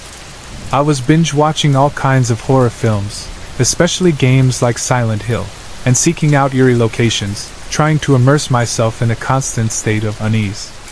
I was fascinated by the feeling of being scared, and I actively sought it out. At the same time, I was going through my first serious spiritual phase, exploring meditation, out-of-body experiences, and all that kind of thing. I was trying to connect with something greater, but I was also becoming very focused on spirits and the supernatural. It was during this time that I had a series of strange experiences, all of which took place in my bedroom, at night. There was one week where I realized that if I concentrated hard enough, focusing my thoughts on spirits, evil entities, and otherworldly things, I could shift my awareness in a way that made my room feel completely altered. It was as if I was still fully awake and aware of my surroundings, but everything felt off. Each time I did this, there were a few consistent things that happened. The geometry of my room seemed warped, odd angles, nothing physically out of place, but everything was distorted, like my mind was perceiving it in a different way. The shadows in the room also seemed more pronounced and almost liquid, stretching and moving unnaturally across the walls, pulsing in contrast to the light. The first time this happened, it was dark, and I noticed the strange, moving shadows. Then, out of nowhere, I heard a rustling noise, almost like the crinkly plastic hay they put in Easter baskets. It was coming from above my head, on the headboard of my bed. At first, I thought it was nothing, but then I felt the mass fall onto my face, just like it had been thrown there. It felt like plastic hay too. I quickly grabbed it and tossed it over the side of the bed, but just as I settled back, I heard the rustling again. The plastic landed on my face once more. I threw it away again, wrapped the pillow around my face, and counted to 5, trying to snap myself out of the state I had put myself in. When I opened my eyes, turned on the light, and looked over the edge of the bed, everything was exactly as it had been before I'd started. The next few times I tried this, the experiences felt similar. The shadows were darker, more distinct, and I could feel their presence looming over the side of my bed, swaying ever so slightly with the movement of the shadows. I stayed still, watching them, trying to make sense of it, until I reached a point where I felt uncomfortable enough to pull the pillow back over my face again, counting myself out of the trance. The fourth time, however, was more intense. I could feel the bed sinking under the weight of something large, like a heavy quadruped animal. I could hear it breathing, and it felt like it was getting closer and closer until I could sense it right next to my face. It sniffed me. I felt its breath. This time, I didn't hesitate. Up went the pillow again, and the weight vanished. I immediately decided I wouldn't try it again. But the fifth and final time I attempted it, I saw a figure at the foot of my bed. It was humanoid, wearing a wide-rimmed hat. I wasn't frightened at first, but then I started to feel the figure moving closer, climbing onto the bed over me. That's when I decided to stop altogether. It felt too real, too close, and I wasn't sure what I was dealing with anymore. What stood out about all these experiences, though, was that at no point did I feel threatened. In fact, I mostly felt curiosity, as if the things I was sensing and seeing were just as intrigued by me as I was by them. It was like they were surprised that I could perceive them in this state. I still don't know if I was truly shifting my consciousness into another plane, or if it was simply an intense, dreamlike state where my mind was overlaying strange images and sensations onto reality. It's possible that these were simply vivid, self-imposed hallucinations or some kind of lucid dreaming, but then, there was something about the animal I felt and sensed during the experience. It resembled the shape and size of a creature I've always believed to be my guardian spirit. That made me wonder if I was tapping into a place I wasn't supposed to be, a place where spirits, both good and bad, coexist. To this day, I still wonder what I was truly experiencing. Was I really tapping into something spiritual, sensing the presence of spirits or entities that were part of another realm? Or was I simply in a deep state of altered consciousness where my imagination was running wild? Either way, it's clear that my mind was perceiving things in a way I hadn't before, and that the line between the physical world and something else was, for a brief time, incredibly blurry.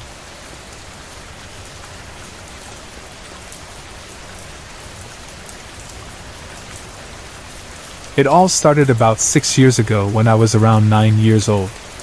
I lived in a small town in northwestern Ontario, and there was an abandoned 3-story apartment building next to my house. Over the years, my friends and I would tell each other ghost stories about the building, always sharing tales of eerie happenings and the spirits that were said to linger there. As much as I didn't want to admit it, I was a little frightened by the stories, and I always avoided going near the building. But one summer day, something caught my attention. I saw a shadow move past the window on the 3rd floor, and my curiosity got the better of me. Before I go any further, let me explain the layout of the building as best as I can remember. On the 1st floor, there was a reception area, a bedroom, and stairs that led down to the basement and up to the 2nd floor. On the 2nd floor, there were 3 or 4 bedrooms, and another set of stairs led to the 3rd floor. The 3rd floor had 2 bedrooms, and there was an enclosed staircase on the outside of the building leading to the 2nd floor. I was curious to see what might have caused that shadow, so I decided to check the place out. I went up the outside staircase that led to the 2nd floor and entered the building. It was surprisingly cold inside, even though it was the middle of summer. I walked down the hallway, looking at the closed bedroom doors and the stairs that led to the top floor. I decided to start exploring the 1st floor, since I'd never been inside before. I came across the reception area, a front desk, and a waiting area. As I peered behind the desk, I felt a sudden chill and a sense of unease. When I was about to go back up the stairs, I noticed a shadow behind the stairs. I looked around the corner and saw the stairs leading down into the basement. The shadow was gone. I hesitated, but decided to climb to the top of the basement stairs to take a quick look. I didn't go down, but the feeling of being watched grew stronger. Wanting to get this over with, I quickly went back upstairs. I walked down the hall toward the stairs leading to the 3rd floor, and that's when I heard it, a soft giggle coming from one of the rooms. I'd opened all of the doors, but there was no one in any of the rooms. No furniture, no people, just emptiness. It was at that point I started to feel the fear creeping in.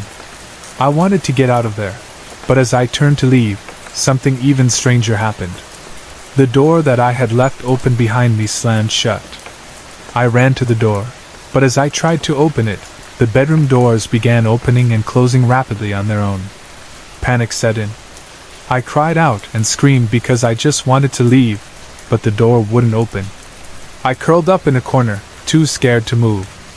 Then, as suddenly as it had started, everything went silent. The doors stopped moving, and the door in front of me opened on its own. I didn't waste a second. I rushed out of the building and never looked back. I didn't tell anyone about this at the time, but even now, as I write this, I can't help but shiver when I look at the building from my window. It's hard to explain, but that experience has stayed with me. A few years later, a family moved into the building. They had 4 kids, ranging from a newborn to a 7-year-old, and I was invited to the 5-year-old's birthday party. I hesitated at first, but eventually, I decided to go. When I arrived, I was greeted warmly by the family and went inside. But as soon as I stepped into the house, memories of everything that had happened there came rushing back. The layout had changed, of course. The reception area had been turned into a kitchen, and the waiting area was now the living room. The kids had their own rooms upstairs, and the parents' room was on the 3rd floor, just like it had been in the old days. I tried to ignore the feeling of unease, but it was hard to shake. About 30 minutes into the party, I wandered upstairs, and as I looked down the hallway, I saw a door swing open. From the room, I heard a faint giggle, just like before. I froze. My heart started racing, and without thinking, I ran downstairs to join the rest of the guests. Even now, when I pass by the house on my way to school, I sometimes see a shadow move across the window. I've never told anyone about what happened after that, and I'm not sure the family that lives there now has experienced anything strange. But for me, the memory of the giggle, the shadows, and the feeling of being watched will never go away.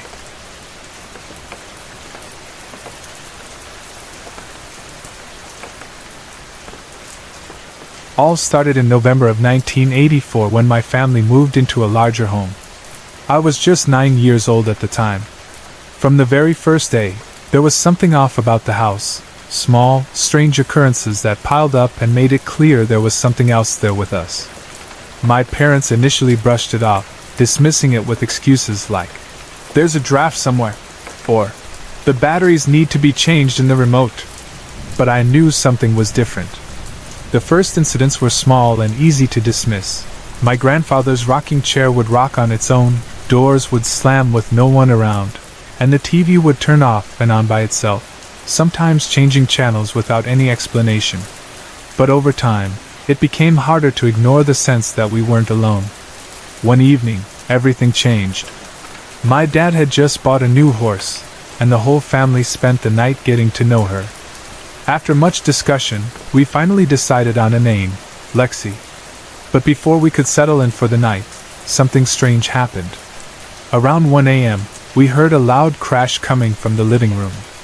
Everyone rushed downstairs to find that the large family portrait hanging above the mantel had fallen face down on the floor. The nail it hung on was still firmly in the wall, and there was no way it could have just fallen on its own. As we stood there, trying to make sense of it, my mom looked around and, almost as if in a trance, said, "Lexi. We need to name her Lexi." None of us could explain it, but we all knew that our invisible resident had somehow been part of the decision-making process. That moment marked a shift in our understanding of the house. Not long after, my father, a staunch skeptic, had an experience that would change everything. He and my younger sister both saw my grandfather, who had passed away some years earlier, appear in the living room. My dad, who had always laughed off such stories, was now a believer. As the months went on, the activity in the house intensified. There were nights when I would hear footsteps running up and down the stairs for hours, but no one was ever there. Things started disappearing, and I once found a hanger that had vanished after I put it back in my closet. I even left the room to look for it, only to return and find it sitting in the middle of my bed. I spoke out loud asking, "That's not funny, please put it back." And to my astonishment, it was there when I returned. Then, one Christmas, we took a photo of the tree, and when the film was developed, we saw something unusual. There was a strange red orb in the picture. My mom, who ran a photo lab, checked everything to rule out any technical issues. She found no explanation. I took the photo to a psychic friend, and she told me that there were 2 spirits in our house. One was my grandfather, who had worn a fedora, but the other was a little boy named Harold. He was about 5 or 6 years old, with curly blonde hair, big blue eyes, and he wore overalls. She said he had drowned in a well somewhere nearby in the early 1800s. I began acknowledging Harold, talking to him out loud, and as I did, the activity in the house picked up even more.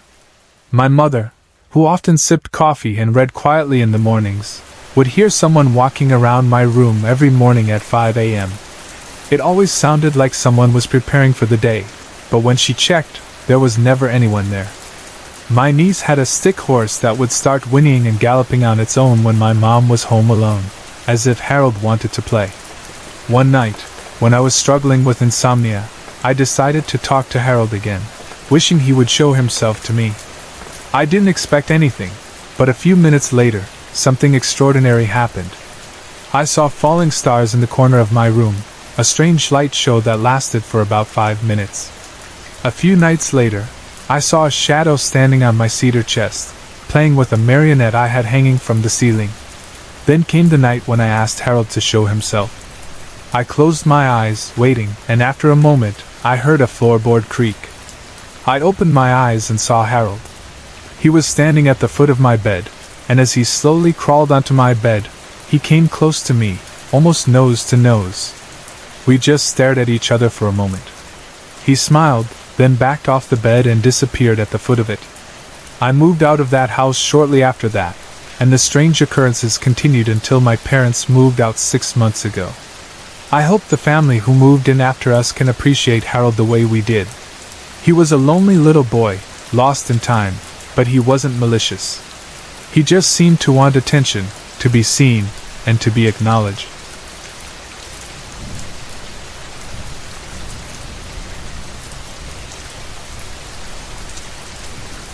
This is the only time my husband experienced ghostly activity. We went on a 2-week vacation to Kingston, Ontario, also known as the Limestone City. We were excited to take a boat trip to see the Thousand Islands, Gananoque, and all the beautiful sights Kingston had to offer. We heard a lot about how beautiful it was, and it definitely lived up to the hype. We didn't book a hotel in advance because we were hoping to find a bed and breakfast once we arrived. But when we got there, my husband decided he didn't want to stay at a bed and breakfast after all. So, we started looking for a hotel instead. We heard that the Prince George Hotel was a nice place, so we decided to check it out. When we walked into the hotel, there was a woman behind the front desk dressed in an old-fashioned Victorian outfit.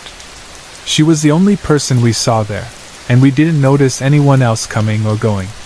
The outfit she wore seemed to fit the old-timey feel of the hotel, but she looked a little strange. I mentioned this to my husband, but he didn't think much of it. The woman greeted us with a nod and led us to the 3rd floor to show us a room. As we walked up the stairs, I noticed how creaky they were, and I started to feel uneasy. I couldn't shake the strange feeling I had about the place, and I could tell my husband felt the same. The lady showed us the room and left quickly, but we didn't hear her walking down the stairs. I joked, "Maybe she floated down." My husband laughed, but we didn't stick around for long. The whole experience left us feeling uncomfortable, especially since the woman behind the desk had this odd grin on her face. It almost didn't seem like she was real.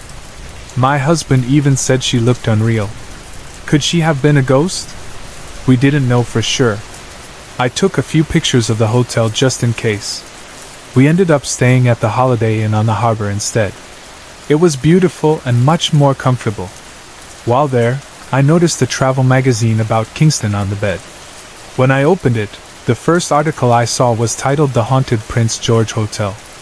I showed it to my husband and said, "See, it is haunted. We were lucky we didn't stay there for the whole 2 weeks." The next day, we decided to go to Fort Henry on our own instead of taking a tour. My husband, Will, was eager to explore the area where they used to keep prisoners, which I thought was a little crazy. We spent the day walking around in the sunshine, but when we reached the top of a hill overlooking a bluff, we both felt an eerie, cold breeze. It made the hairs on the back of my neck and arms stand up, and Will felt it too. We just stood there for a moment, trying to make sense of it.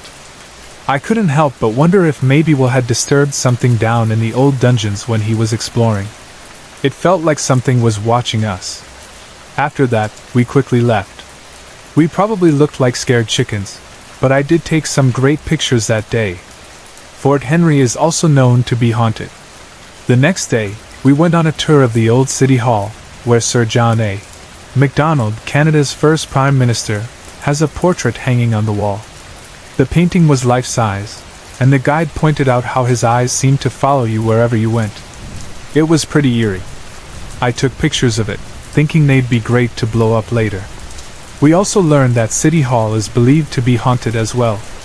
Kingston is called the Limestone City, and it's surrounded by water. They say that limestone and water often result in a lot of paranormal activity, which might explain some of the things we experienced. I couldn't wait to get home and develop the film from the trip. After about a week, I finally picked up the photos. But when I looked at them, I was shocked. None of the pictures turned out. It was so odd. I thought something had gone wrong with the camera, but when I took other pictures at home, they turned out fine. So, I still can't explain why those photos didn't work. It was definitely a strange and memorable trip.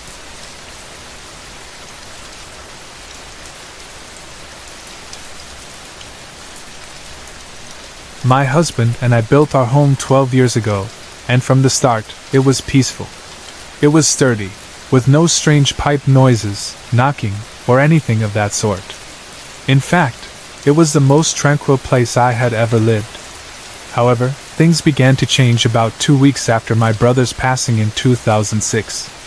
I was about 9 years old when I lost him, and though I was deeply upset, it wasn't until a few weeks later that I began experiencing strange occurrences in our new home. I was sitting in bed one night, preparing to sleep after saying my prayers, when I heard a faint tapping sound. It came from outside the window to the right of my bed, like fingers gently tapping the glass. It seemed odd, but I didn't think much of it at first. A moment later, the same tapping came from the window to my left. I quickly opened the blinds, but there was nothing outside. The windows were high up from the ground. No one could have reached them unless they were at least 8 feet tall.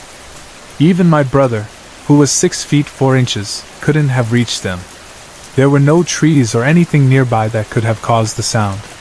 Then I heard the tapping again, this time near the door in the corner of my bedroom. It moved, almost rhythmically, as though it were following me around.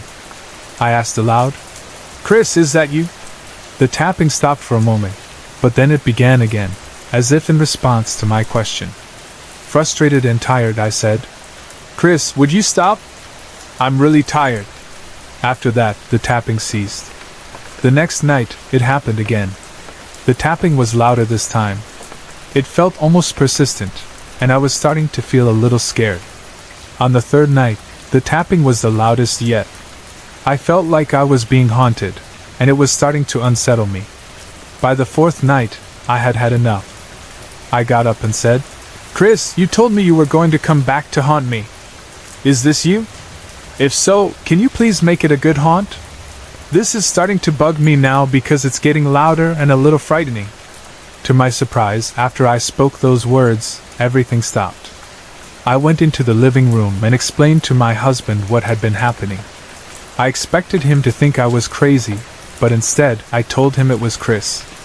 I felt a deep gut feeling that it was him, and my husband just nodded, unsure of what to make of it. I did notice, though, that a few things in the living room had been rearranged, but I didn't say anything about it at the time. Over the next 2 weeks, the loud noises stopped, but I noticed light tapping sounds from time to time. More than that, things in the house seemed to shift on their own. I would come home to find objects moved around on tables or counters. At one point I asked my husband, "Why do you keep moving everything in the living room?" He looked at me confused and said, "What are you talking about?" When I explained what I'd noticed, he assured me he hadn't touched anything. I began to connect the dots and told him, "I think it's Chris, and maybe he's moving things around to let me know that he's here with us." Will just nodded but didn't seem convinced. A few months later, my experiences continued. Every night when I would go down to the family room to watch TV, my little dog, Chloe, would always come with me and lie down next to me on the love seat. One night, I heard what sounded like creaking footsteps coming from upstairs, right near the landing. Chloe would wake up and look up at the ceiling, her ears perked. I finally went upstairs one night to investigate and found that the floor would creak in that spot when I stood there. Our floor system was silent, so this was unusual. It turned out that I had hung Chris's picture on the hallway wall right in that spot where the creaking happened. It made me feel like he was still around, maybe trying to make his presence known in a way only I could understand. One afternoon, while my husband was on the phone, I was playing hide-and-seek with Chloe. As I ran down the hallway toward the kitchen, I tripped and fell, rolling onto the floor. Will looked at me like I was crazy. My toe hurt, but I was more shocked by what happened next. When I looked up, I saw Chris's picture hanging on the wall exactly where I had fallen. It seemed like he had given me a little nudge or was laughing at me, as if he had done it on purpose. I couldn't explain it, but I knew the timing and location were too coincidental to ignore. My brother's picture was hanging right where I had tripped, and it was as if he had orchestrated the whole thing just to get my attention. And that wasn't the only strange thing that happened. My television in the bedroom would turn on by itself, but always in a strange, static-filled way, as if it were trying to communicate something. It would glow brightly, then fade away, only happening when I was alone in the room. It never happened when Will was home, and it's something that continued for quite some time. There was also one more unsettling experience. One day, while I was in the kitchen, Chloe was staring at the ceiling in the living room. I followed her gaze and saw a very dark shadow moving across the ceiling. It seemed to pass through the wall and vanish. I didn't know what to make of it, but I couldn't shake the feeling that it was somehow connected to my brother's passing. It felt like something dark, like an omen, but I never saw it again. These experiences continued to happen intermittently, and though I never found concrete answers, I knew that the house was connected to something beyond the physical world. It felt like Chris was still around, watching over me in his own way. Even though the haunting sounds, the moving objects, and the strange occurrences seemed to be tied to my brother, I never felt truly frightened. It was as though he wanted to make his presence known, to remind me that he was still here in some form. I'm still not sure if I was simply imagining it all, or if there was something truly supernatural at play. But one thing is for certain, those moments are something I'll never forget, and I'm glad to know that, in some strange way, Chris was still looking out for me. Sorry to interrupt. If you're enjoying the story, let me know in the comments and tell me where you're watching from. Don't forget to like and subscribe for more.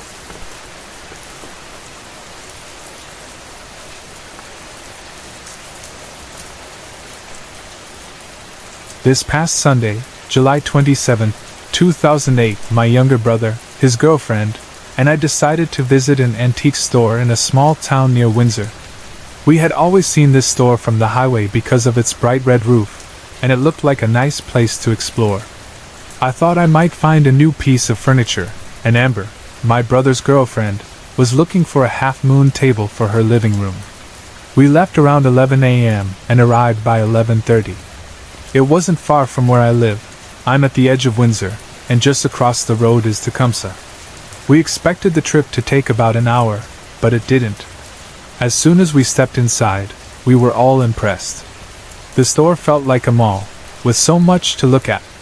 I walked toward the left side and spotted a coat rack. I'd been looking for one in Windsor, but I hadn't found anything I liked. This one was heavy, sturdy, old, and well priced. It was perfect. Amber and Greg, meanwhile, went to the other side of the store, and I didn't see them for a while because the place was so big. Eventually, Amber found a 3-tier table and called me over, excited to show me what she had found. I told her about the coat rack I had spotted. She was happy for me, knowing I had been searching for one. We loaded everything into the van and left about 3 hours later. Our first stop was my house.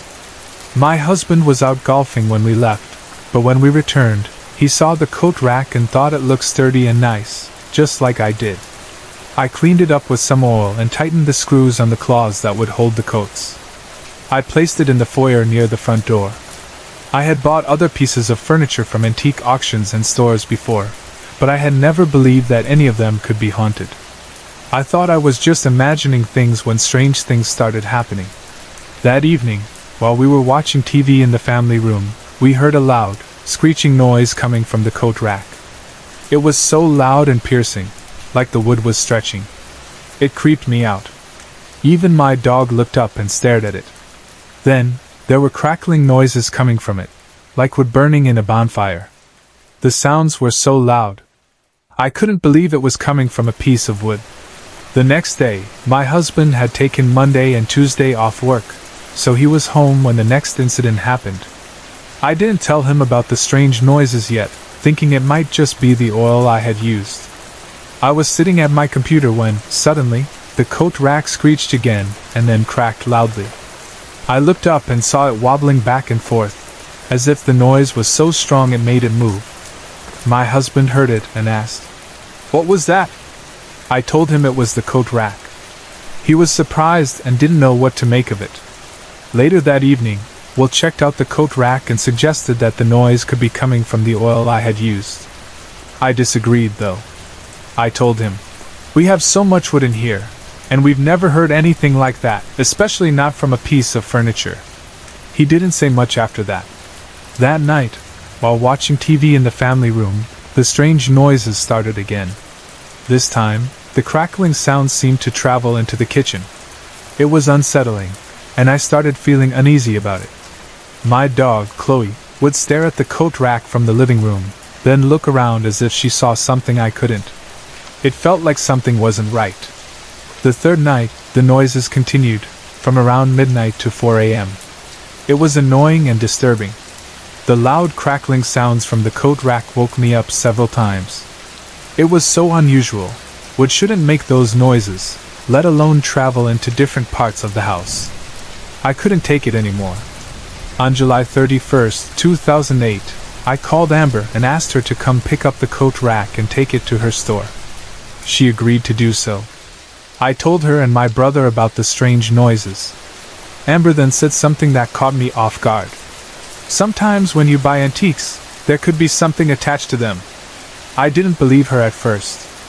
I had never experienced anything like this with any of the other antiques I had bought. She insisted it could happen.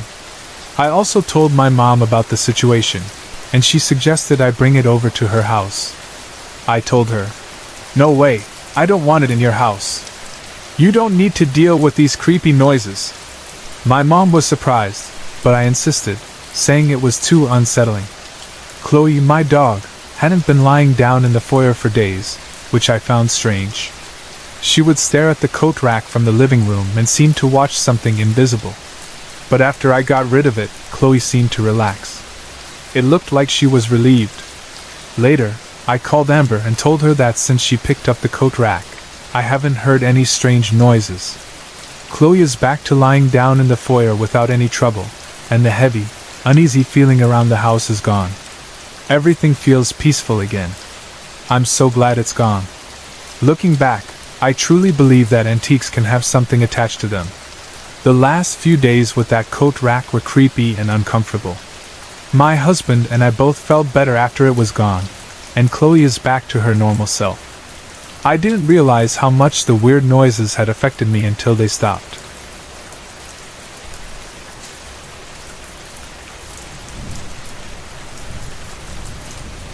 In my 32 years, I've encountered a few spirits.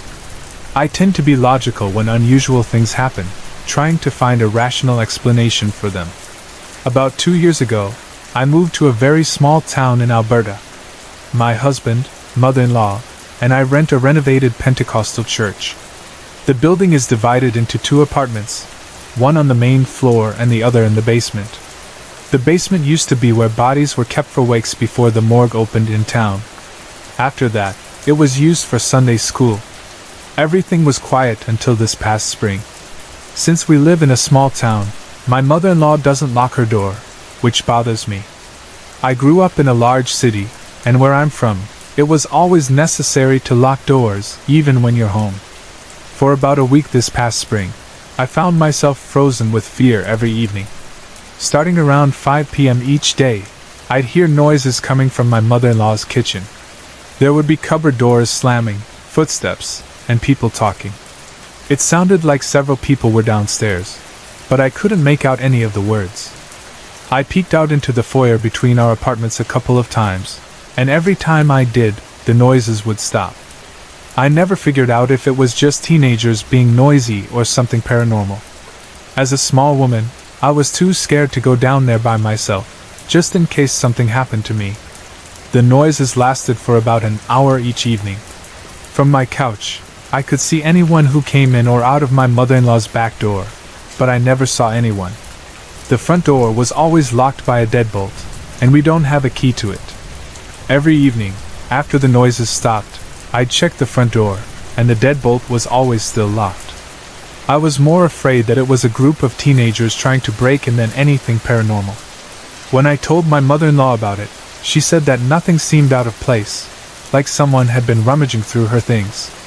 My husband doesn't believe in ghosts, spirits, or the afterlife. We were talking about a story I had submitted earlier called Harold's Story, when he suddenly told me our place was haunted. He said he often sees movement and shadows out of the corner of his eye. When I pointed out that he doesn't believe in ghosts, he admitted it but still said the house was haunted. My cats also sometimes stare at spots on the ceiling or chatter at nothing in the corners. I've been told this is common, and there are rational explanations for these things. Then, about 2 weeks ago, something happened that made me think we might have a visitor from another realm. We use a satellite system for TV instead of cable. Our remote controls the satellite receiver, the TV, and the stereo receiver for surround sound.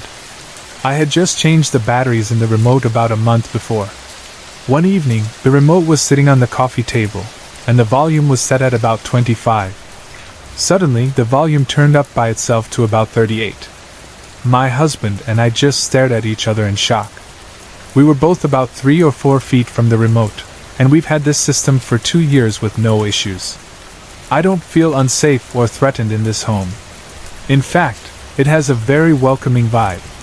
There are many experienced paranormal investigators in the area, and I'd really like some advice on how to determine if we have a visitor. If there is a spirit here, I'd like to help them cross over if possible. I've tried calling out a few times but haven't received any responses yet.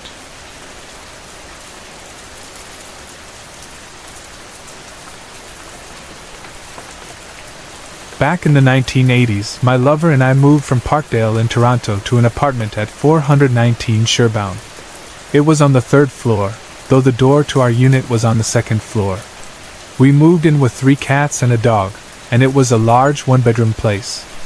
The layout was a bit odd, with the bedroom at the top of the stairs, across from the kitchen. The hallway stretched down with the bathroom about 3/4 of the way down, and the living room at the end. The building was old, and the living room had a small kitchen sink hidden behind a wooden bookshelf. I was told the building had once been a rooming house, with each room rented out individually. The first sign that something wasn't quite right happened after we came back from a trip to London. We found a wooden cross that had been hanging on the wall now lying on the floor. One of our cats was hiding in the bathroom, staring out of the window, looking terrified. Our 2 Siamese cats were huddled under the bed, something they never did, especially when we'd been away. They always greeted us when we came home. It was unsettling, but we tried to shrug it off. There was something odd about the entrance to our apartment. The door was on the 2nd floor, and there was about a 6-inch gap between the door and the first step. The stairs had carpet, but the cats quickly discovered that they could push the carpet back and get into the walls. To stop them, I placed a small window screen between the door and the step, hoping that would keep them out of the walls. My lover worked at a beauty supply store and closed up every night at 6 p.m. Several times, I'd hear what sounded like our apartment door opening, followed by footsteps coming up the stairs, only to stop at the 3rd step. The dog would hear it too, and she'd come running with me to check, but no one was ever there. One evening, I heard the door open again, and someone came up the 3 steps, then stopped. I went to check, but again, there was no one there. The screen I'd placed between the door and the step was now lying on the 3rd step. When I told my lover about it, he just laughed it off, suggesting I was imagining things. But things only seemed to get stranger. One day, a friend of my lover's came over around 4:30 p.m. We had coffee and chatted, waiting for him to return home. My dog was lying in the living room, facing the hall. Suddenly, we both heard the door open and someone climbed the 3 steps again. I looked at the clock. It was 6 p.m., which meant it couldn't be my lover, who usually came home at that time. I looked at my dog, who had perked up and started wagging her tail. But then, without warning, she jumped to her feet, began barking and growling, and every hair on her back stood up. Our friend grabbed a large ashtray as a weapon, thinking someone had broken into the apartment. We rushed to the hallway to investigate, but my dog wouldn't let me pass. She stood in the doorway, growling and staring at something about 6 feet off the ground, looking fixedly at nothing we could see. My friend and I searched the apartment, but it was clear that something had spooked the dog. The cats, too, were hiding on the bed, their tails puffed up and eyes wide in fear. After we checked every room and found nothing, our friend left, asking me to have my lover call him as soon as he got home. I sat outside with my dog until my lover arrived, and when he did, I made sure he called our friend. Our friend told him what had happened, and we decided it was time to leave. We wrote a notice to the landlord, saying we were moving out. As soon as we got the keys to our new apartment, I took the cats over. Usually, when cats are introduced to a new place, they hide at first. But this time, they ran around and played, acting as if they were completely at ease. I went back to the old apartment once to check the mail, taking the dog with me. But when I reached the steps to the building, she refused to go up. It was as if she sensed something in that place, something that made her unwilling to return. After that, I never went back. The apartment at 419 Sherbourne held too many strange and unsettling memories for us to stay any longer.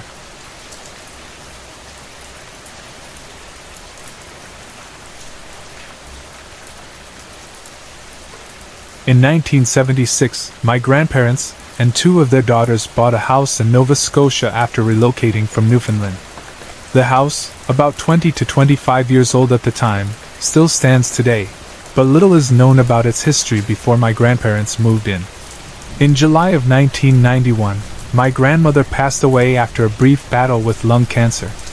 We were very close, and I spent every day by her side during her illness. A few years after her death, my parents and I moved into my grandparents' house to be closer to my grandfather, who wanted more time with me. He converted the downstairs into an apartment, and we moved into the upstairs. Not long after we settled in, strange things began happening. I was between the ages of 7 and 9, so I was still young, but I remember a few things vividly. A couple of times, the television channels would change on their own, even though no one was touching the remote. One Thanksgiving, my dad's friend was visiting, and there was a wine glass on the table in front of him. We watched in disbelief as it slid across the table without anyone touching it. My mother also recalls seeing a white shadow moving quickly through the hallway, which would slow down whenever anyone noticed it. But the incident that stands out most happened in November 1997. We had received distressing news about my grandfather on my dad's side. He had become very ill and was in the hospital. His prognosis wasn't good, and my parents spent the entire week with him. I was only 10 years old at the time and couldn't stay home alone, so my mom's friend, Donna, came over to stay with me. One evening, after running some errands, Donna placed the keys on the counter by the door as we prepared to head out again. We went about our business, not paying any attention to the keys. But when we were ready to leave, the keys were gone. We searched the house and found them in my room, where I hadn't touched them. It was odd because I wasn't the type to move things around without telling anyone. A night or two later, after everyone had fallen asleep, Donna was suddenly woken by a noise down the hall. She thought I had gotten up to get a drink of water, so she called out my name. When there was no response, she figured she had been dreaming and tried to go back to sleep. But then she had the distinct feeling that she was being watched. Donna had dealt with paranormal experiences before, so she knew something wasn't right. Gathering the courage to open her eyes, she was chilled to the core by what she saw, a spirit standing over her, smiling directly at her face. Donna quickly shut her eyes, and when she looked again, the figure was gone. The next morning, my grandfather passed away peacefully in his sleep. Donna spoke with my mother about what had happened, unsure if my mom had shared similar experiences. My mother confirmed that she had, and she believed the spirit Donna had seen was my grandmother, checking in on her favorite granddaughter during this time of sadness. We eventually moved out of that house, but the experiences didn't end there. My mom and I often talk about how we believe my grandmother's spirit has found its way back to us. My mother has seen movement out of the corner of her eye when no one was there, and I've felt a presence when I've been alone in the house. We both believe that, in some way, my grandmother has reunited with us, watching over us once again, just as she always did.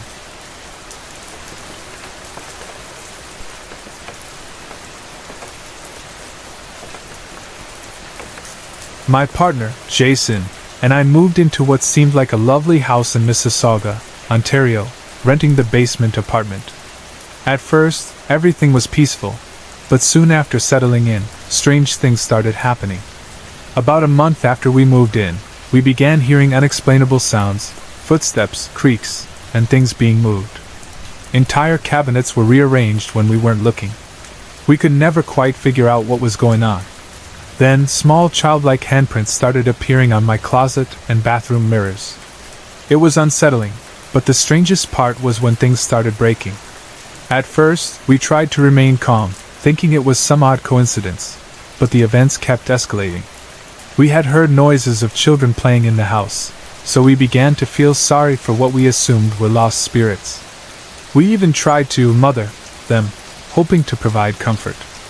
Throughout this, I felt a deep sense of sadness and depression, a feeling I couldn't shake. It was as though the house was somehow draining me. One day, I saw a boy, who I later came to call John, crying in the corner of the room. He was kneeling, crying into my dress. I spoke to him softly, giving him toys, telling him it was okay. For a while, things seemed to calm down. But just as quickly as it stopped, it started again, more intense than before. It was as if the presence had returned with more force. I decided to cleanse the house, and for a time, the activity ceased. But a month later, it flared up even worse. Jason started to feel physical contact, poking, slapping, even hitting. He wasn't the only one affected. I began to feel sensations of being poked as well, and a deep sadness would wash over me, as though I were already dead. My dreams turned dark and disturbing. Every night, I dreamt of John playing, only to watch him choke to death on an apple. It made sense to us because we lived on land that had once been a farm, but it didn't explain the strange and violent occurrences. We tried to clean the house again, but the strange activity only grew stronger. Jason was now physically assaulted more frequently, being poked and slapped in ways that left bruises. One evening, our friend Ash stayed over. She heard laughter and the sound of something scuttling in the kitchen, which she initially thought was our rabbit. But when she checked, the rabbit was in its cage in my room. She heard soft crying, what she thought was a little girl, and when she realized what was happening, she never returned to our house. It didn't stop there. One night, Jason was hit so hard by an unseen force that he asked aloud, "Is there something you want me to know?" The response was another violent blow to his head. As he asked more questions, the hits continued, becoming more frequent and harder. When he asked, "How old are you?" the force responded by hitting him 8 times, then 10, then 6, and so on. It seemed as if something was trying to communicate, but we couldn't understand it. He continued asking, naming areas of the house. When he mentioned the kitchen, he was hit repeatedly. He went to the kitchen and heard rustling in the garbage, but when he ran back to the room, he was followed by a stronger, more persistent energy. On Thanksgiving Day, things escalated even further. As we sat enjoying our dinner, we heard dishes smashing in the kitchen, followed by the sounds of my rosin, special wax for my violin, shattering and knives being thrown off the walls. Another time, I was sitting by the computer when I suddenly felt a sharp blow to the head from an unseen object. I was starting to feel as though I was the primary target for the aggression, and things weren't getting any better. One day, I had the distinct feeling of being watched, but it was different this time. It felt like something wanted me dead. The house, which should have been our sanctuary, now felt like a prison. I couldn't shake the feeling of malevolence that hung in the air. It was as though the house was filled with more than one presence, each with its own dark energy. One night, as Jason was coming home, I was in the shower when I heard him say, "Hi." I responded, but he didn't answer. When I looked through the shower curtain, I saw a terrifying face staring back at me. I batted at the curtain, expecting to find him there, but there was no one. I was so freaked out that I left the shower in just a towel and sat on the stairs outside until Jason came home. Things reached a new low one night.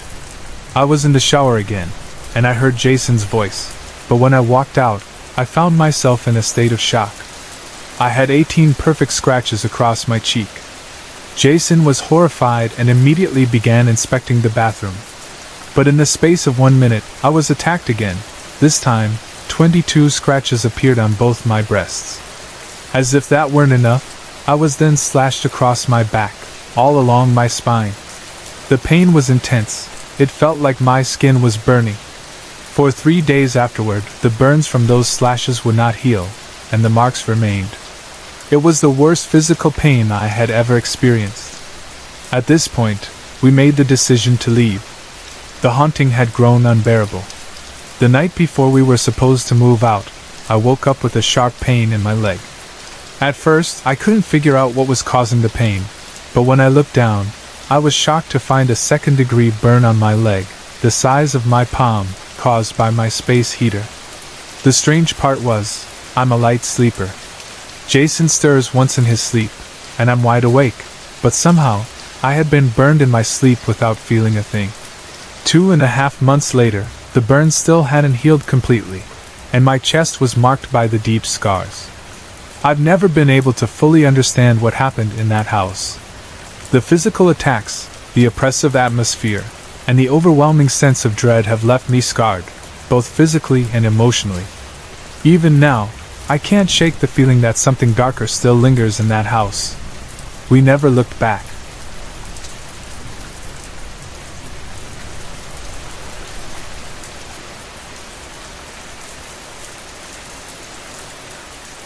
I haven't visited the site in a while because life has been busy at home. However, I wanted to update you on what I discovered regarding my first story, a haunting hallway and paranoia, as well as the ongoing noises in my home.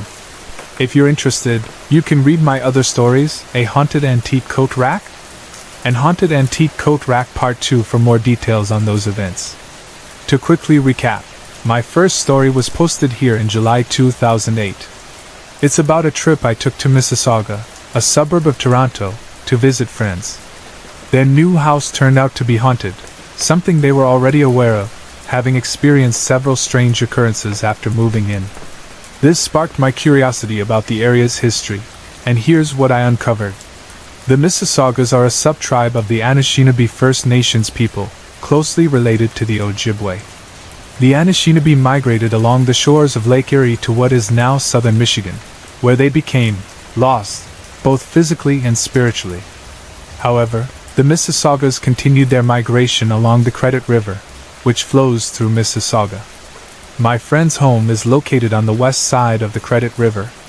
In 1805, the Mississaugas signed the Toronto Purchase, which gave up over 250,000 acres of land in exchange for just 10 shillings.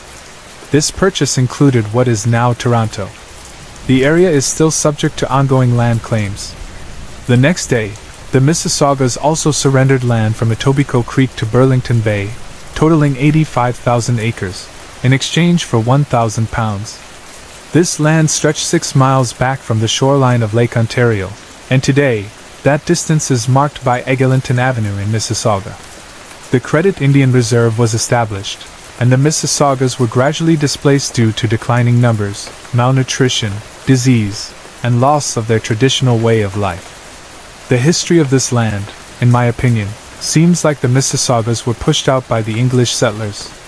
Although I couldn't find any information on specific events, I did learn that a large warehouse or mill near my friend's home was destroyed by a fire in the 1800s. My friend David believes that a murder took place on the exact site where his house was built, though he doesn't know if there was an Indian burial ground there. Now, regarding the ongoing noises in my own home, which I mentioned in my previous story, I've been experiencing things that were never present before. We never had any strange noises in the past, or if we did, they were faint and not disturbing. However, since I bought and then got rid of the haunted antique coat rack, the noises have intensified. The crackling sounds on the windows continue, sometimes very loud, and recently, the sound has moved to the foyer near the front door, exactly where I had placed the coat rack. This noise has reappeared after I got rid of the rack. I also had a tape recorder that stopped working, so I plan to replace it soon.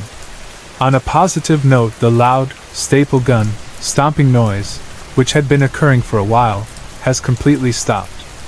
After I blessed the house and spoke firmly, the noise has not returned, and we're relieved and happy about that. I still get occasional tapping on the front door or various walls, especially when I'm sitting alone in an area with my dog. She hears these noises too, and I sometimes wonder if my brother is playing tricks on me, as he's made similar sounds in the past. My husband often attributes the sounds to the house settling, but I'm not sure. This has become a bit of a dilemma for me. I'm continuing to keep track of these events as they unfold. I truly believe that the strange noises started after I brought the haunted coat rack into the house. It feels like some kind of residue was left behind after I got rid of it. After discussing this with Tammy, Road 68, who confirmed this could happen, I now feel even more convinced. I'm also thinking of taking pictures of the windows at night to see if I can catch anything unusual when the tapping noises occur. It's something I'm experimenting with, and I hope to discover something new.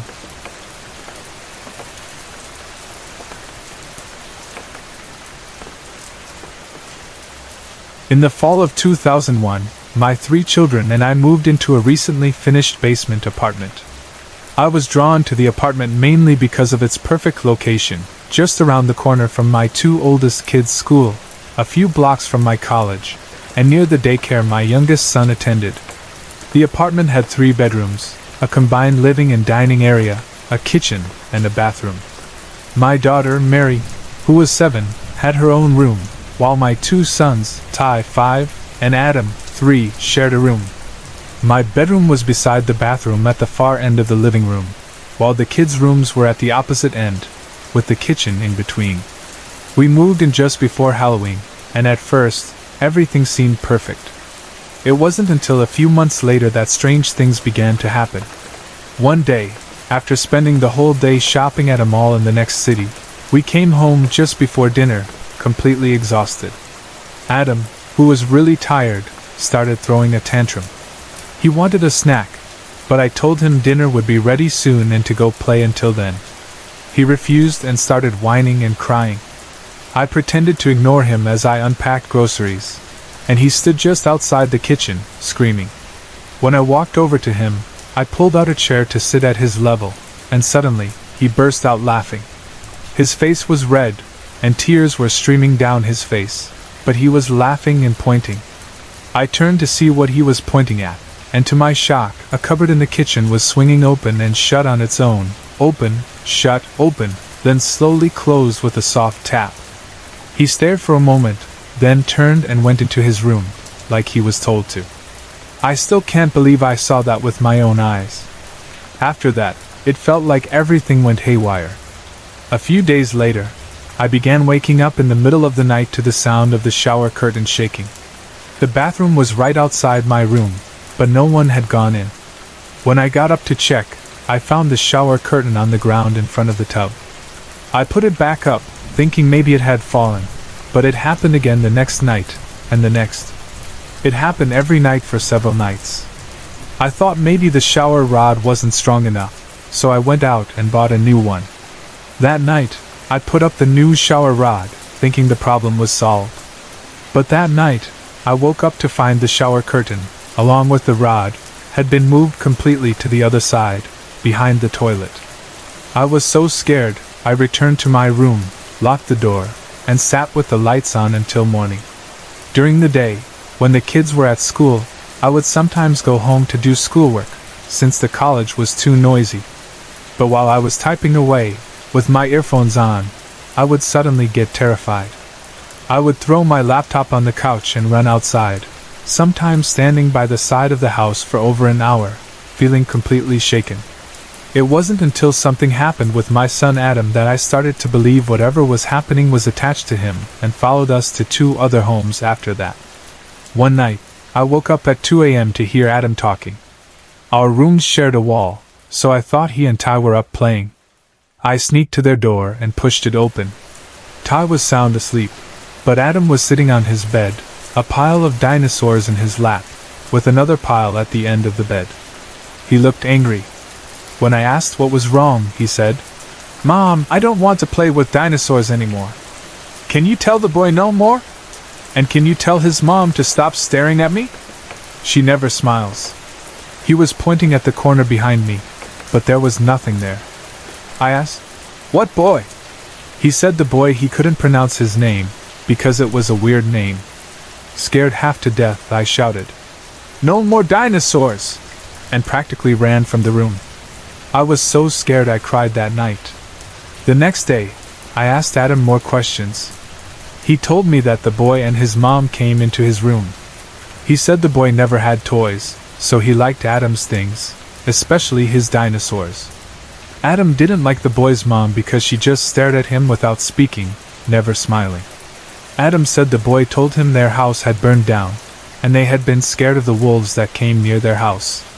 Adam was just over 3 years old at the time, but what he said was chilling. He said the boy kept asking him to play all the time, and to watch a specific Disney movie about dinosaurs. The boy even woke him up at night to play, but Adam didn't always get up. A few weeks later, we moved when a classmate of mine needed someone to share her house. I thought that would be the end of it, but it wasn't. One day, a good friend of mine from out of town visited. While I was cooking dinner, I decided to tell her what had been happening. The kitchen was small, and she stood behind me, leaning on the counter. I didn't look at her while I spoke, but when we turned to leave the kitchen, both cupboards in front of us were wide open, blocking the doorway. I was scared, but when I looked at my friend, she was completely pale. Her visit ended early, and she left that night. Another friend from college came to stay with us, and he mentioned that the garage and cold cellar gave him the creeps. I hadn't told him anything about the apartment. Later, while taking care of our cat during a weekend trip, he woke up in the middle of the night feeling scared. He said it felt like something was hovering above him, but he didn't dare open his eyes. He also mentioned that the light in the cold room flickered on and off several times, but I didn't tell the landlord. The apartment also had a bad infestation of mice, even though I had a cat that loved to hunt. The next 2 stories will be about how this entity followed us to 2 other houses. The 4th house, where we've lived now for 4 years, is a story in itself.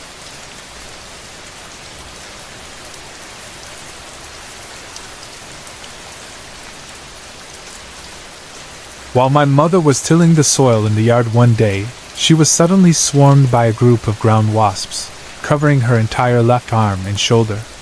Though this in itself was not unusual, what happened next was. Panicked and unsure, my mother rushed into the house to remove the stingers. As she climbed the 3 steps to the kitchen and opened the door, she noticed that all the cupboard doors were wide open. She quickly dismissed it, given her current condition. It wasn't until 2 days later, early in the morning, when she walked down the hallway towards the kitchen, that she bumped her head on one of the cupboard doors. When she turned on the light, she saw that all of the cupboards were open again. She mentioned this to her partner, who simply brushed it off, suggesting the cat might have done it. But here's the thing, my mom's cat, Bart, was 19 years old and had trouble even getting up on the couch, let alone climbing onto the counters. Over time, my mom began to notice the cupboards were often open when she woke up. On many occasions, the pictures on the walls would be moved around too. But one of the strangest events happened when my mom had some tomato plants growing under plant lights in the basement bedroom, waiting to be planted. The room was far too cold for the plants, so when she checked on them one day, they were covered in ice. She put a space heater under them, but it didn't help. The plants continued to freeze. That room was always cold, and even Bart, the cat, refused to go in. He rarely went down into the basement unless accompanied. It seemed like whatever was causing these strange happenings was old-fashioned. One night, my mom couldn't find one of her favorite shirts, a more provocative one she liked to wear. After searching for a couple of days, she gave up, thinking maybe her partner had hidden it because he didn't approve. But then, while reheating leftovers in the microwave, she found it, neatly folded inside. This would become a favored hiding spot for the entity to stash things. Things got even stranger when my mom's partner's 2 daughters came to visit. Let me just say that these girls were not the most pleasant of people, and you wouldn't want to associate with them. One of the sisters and her partner slept in the basement bedroom, while the other couple slept in the spare room upstairs. In the morning, they woke up to find all the furniture in the basement room turned to face the wall, as if to tell them they were not welcome to sit and stay. The hide-a-bed in that room was quite heavy, so it was a significant task to move it. The girls were curious and decided to visit the town library to learn more about the house. But when they went to put on their shoes, they couldn't find them. My mom remembered the shirt incident and suggested they check the microwave. Sure enough, the shoes were there, just like the shirt had been. Now, I know this might sound unbelievable, but what I'm about to tell you is as accurate as I can remember. I've always been somewhat of a spiritual beacon, with many strange experiences over the years. Some of these I'll save for other stories. During Christmas 2000, I went to visit my mother in Choiceland. One night, as I was sitting up watching TV, I heard footsteps coming up the stairs. My mother's house was old, and at the top of the 3 stairs from the porch to the kitchen, there was a loud creak. For the next hour, all I could hear was this creaking, as if someone were standing at the top of the stairs, shifting their weight. But when I looked, no one was there. The next day, while we were preparing a roast, my mom and I noticed the oven dial slowly turning up by itself. We had to yell at him to stop, so we wouldn't burn the food. Over the course of the day, things seemed to change around the house more than usual. Then, the whistling started. We would hear it plain as day, though I can't remember the tune. It came from the basement, and the whistling would stop only when my mom's partner returned home from work. Mom told me that the entity was much more active while I was there. One evening, while my mom worked at the bar, I sat in the basement by the computer. The bedroom door would open wide, and a chill would fill the room. Oddly, I didn't use their computer chair but instead sat in a large high-backed chair they had intended to put in the basement bedroom. After several failed attempts, they had realized it wouldn't fit. But one night, I went downstairs to use the computer, only to find my chair missing. I searched the basement, but it wasn't until I checked the spare room that I found it, and we had to disassemble it to get it out. We later learned that a man named Dennis had lived in the house. In his mid-30s, he had died there after a long battle with cancer. He had moved to the basement because it was cooler, and he often suffered from fevers. My mom no longer lives in that house, but we still wonder if anyone else has had experiences with Dennis. I've only mentioned half of the strange occurrences that took place in that house. But as you can see, we know the house was haunted. Despite the unsettling experiences, we are grateful for the happy memories we had there.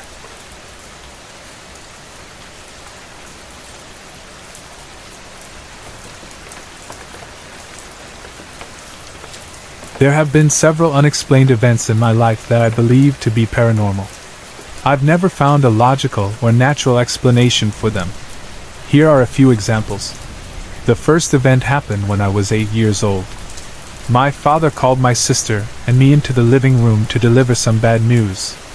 I instantly knew my grandmother, a remarkable woman, had passed away. She had been battling cancer for some time, but I hadn't seen her in her final days. Somehow, I knew her fight had ended even before my father spoke the words. After her death, my grandmother sent many messages from beyond. She knocked 3 times on the door to say goodbye to her brother, sent flowers to her daughter that bloomed for the first time, appeared in dreams to reassure everyone that everything is alright, and more. To my knowledge, I'm the only person who saw her as an apparition. Several months after her passing, I was still struggling with her loss. One night, I couldn't bear sleeping alone, so I went to my sister's room. In the middle of the night, I woke up to see my grandmother standing in the window, dressed in the gown she had been buried in. She didn't speak, her face was expressionless, but I didn't feel afraid. Instead, I felt comforted. As I tried to wake my sister, overwhelming grief took over, and as I started crying, my grandmother slowly faded away. Next, there were several strange events in the old 3-story brick house passed down through our family for generations. This house had been the home of my grandparents. While I loved my grandparents dearly, I never felt welcomed in that house, and neither did other family members. There was no reason for this feeling, but it was always there. Even the thought of being left alone in that house terrified me. I still get chills when I drive by it. I always had the sense that someone was watching me there, though I never saw anything. But there were strange happenings. My fear of the house even started manifesting as a recurring nightmare. In the dream, I would get a nosebleed at the entrance of the house, then hear my name being called from a distance. I would walk into the living room and hear it again, coming from upstairs. The voice would grow louder and more urgent as I climbed the stairs. I'd walk around the banister and head down the hall to my grandparents' bedroom, where the voice would come from inside their closet. When I opened the door, there was complete darkness, like a vast, endless space with no walls or lights. I would wake up, startled and terrified, heart racing. This dream haunted me for years, and I could never figure out what it meant. I couldn't even recall if the voice was male or female, and the closet itself was very small. After my grandfather died, I confided in my sister about the dream. To my surprise, she had the exact same recurring dream. She, too, heard her name being called over and over again. We were both shaken. The most surprising part came when our parents decided to renovate the house in preparation for an estate sale. They removed the old carpet in my grandparents' bedroom, only to discover a large outline of a walk-in closet underneath, something my mother had completely forgotten about, as it had been torn down during her childhood. This discovery matched exactly what we had both seen in our dreams. Another strange event occurred when I was living at my parents' house. My bedroom was next to the kitchen, and my bed was positioned against the wall separating the two rooms. One restless night, I heard what sounded like someone shifting in a chair at the kitchen table, followed by the distinct sound of a spoon tapping against a cup, like someone was stirring a drink. I was convinced someone had gotten up to make tea or cocoa, but there were no lights on. I thought maybe they didn't want to wake me and dismissed it. The next morning, I noticed there were no cups in the sink or on the table. I asked each family member if they had gotten up during the night for a drink, but everyone said no. I almost forgot about it until a few nights later, when I heard footsteps on the stairs around the same time. I got up to investigate, but no one was there.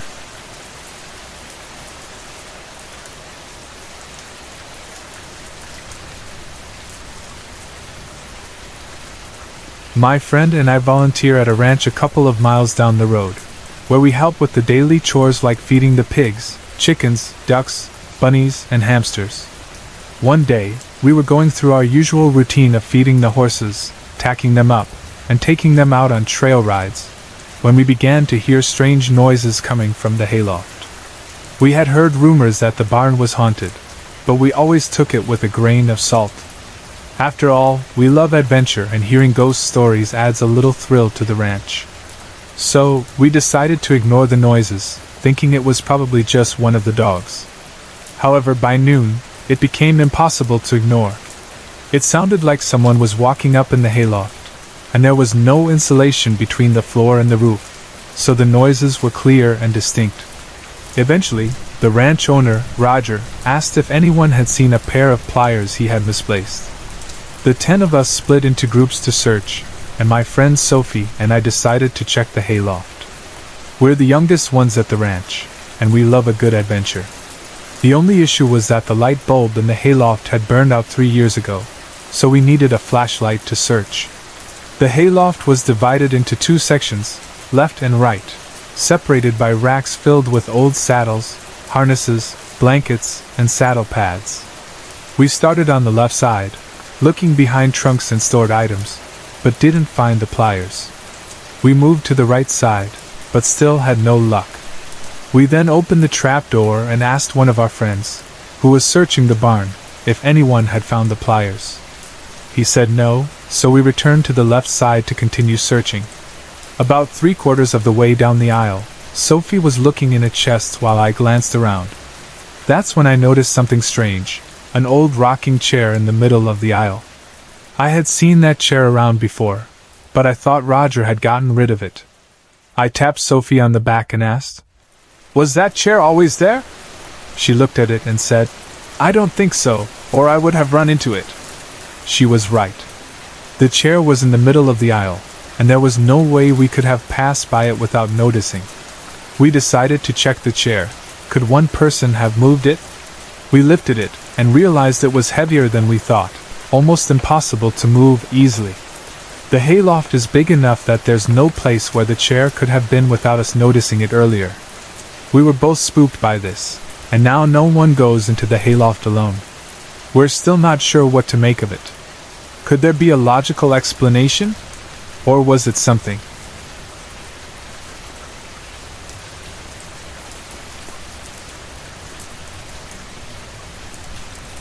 My family has owned a house since the late 1800s, one of the oldest houses in the city.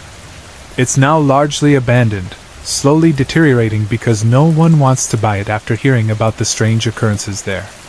The house was first owned by my great-great-great-grandfather, then passed to my great-great-grandfather, and eventually to my grandfather, father, me, Nicole, and my 2 cousins, Mark and Jason, for privacy.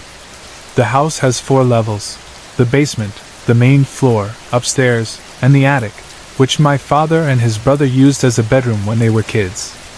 The living room was once a funeral parlor, and both my great-grandmother and great-great-grandfather died in the house. My great-grandmother in the basement, and my great-great-grandfather in the upstairs master bedroom. All other family members who passed away did so in hospitals. My grandparents, on my father's side, are still alive today. My father once told me about an unsettling experience he had as a child. When he was 10 years old, he and his brother, who was 9, were playing in the attic. Everyone else was outside when my father began to hear the sound of books being thrown down the attic stairway, which led into my great-grandmother's old room. He went downstairs to check, but found that books were scattered across the floor. No one had been inside, as everyone else was across the street talking to neighbors. Later, while sitting in the living room, he saw a silhouette of what appeared to be his great-grandfather sitting in the old rocking chair, smoking a pipe. He went closer to check, but as he approached, the silhouette vanished. After that, strange and unexplainable events started happening in the house. After my great-grandmother and great-great-grandfather passed away, my family moved in with my grandparents. I was 8 years old at the time, and everything seemed normal until one day when my cousins, Jason and Mark, and I were playing in the backyard. I heard a noise, like a rock falling from the roof, and when I looked up at the kitchen window, I saw the shadow of an old man pass by. I screamed, thinking someone had broken in. My cousins didn't see anything, but I asked Mark to check it out. He refused to go in alone, so we all went inside to investigate. When we entered the kitchen, we found 4 or 5 plates smashed on the floor. We hadn't heard any noise, and the kitchen window was open. We asked my grandfather if he'd heard anything, but he said no, he had been reading the newspaper. Freaked out, we ran back outside and didn't go back into the house for the rest of the day. A couple of years ago, my friend Jenica and her family moved into the house. They were the first people to live there after us. Jenica slept in the room that had once been my great-grandmother's bedroom, which also had the door leading to the basement. She said the first few months were peaceful, but then strange things started happening. She would hear noises from the basement door and, at one point, pushed a dresser in front of it. The door rattled at night. Things moved on their own, and one day, something pushed her brother down the stairs. Jenica and her family began seeing apparitions, figures dressed in old clothes from the early 1900s. Eventually, they had enough of the paranormal activity and sold the house. The next owners didn't stay long either, claiming they had similar experiences, and they sold it after about 5 months. Now, the house sits abandoned. People want to tear it down, but many in the neighborhood, including me, wanted to stay. The house is historic. It was the first in the area to have electricity, thanks to my great-great-grandfather, who was an electrician. Whenever I pass the house, I can't help but feel my deceased family is watching over me. Sometimes, when I'm close to the house, I hear my great-grandmother's voice saying, "Bonjour, ma chérie." Hello, my dear, just like she used to when I visited. It brings me comfort. I'm 14 now, and writing this story has brought a tear to my eye. I hope my family, past and present, may rest in peace.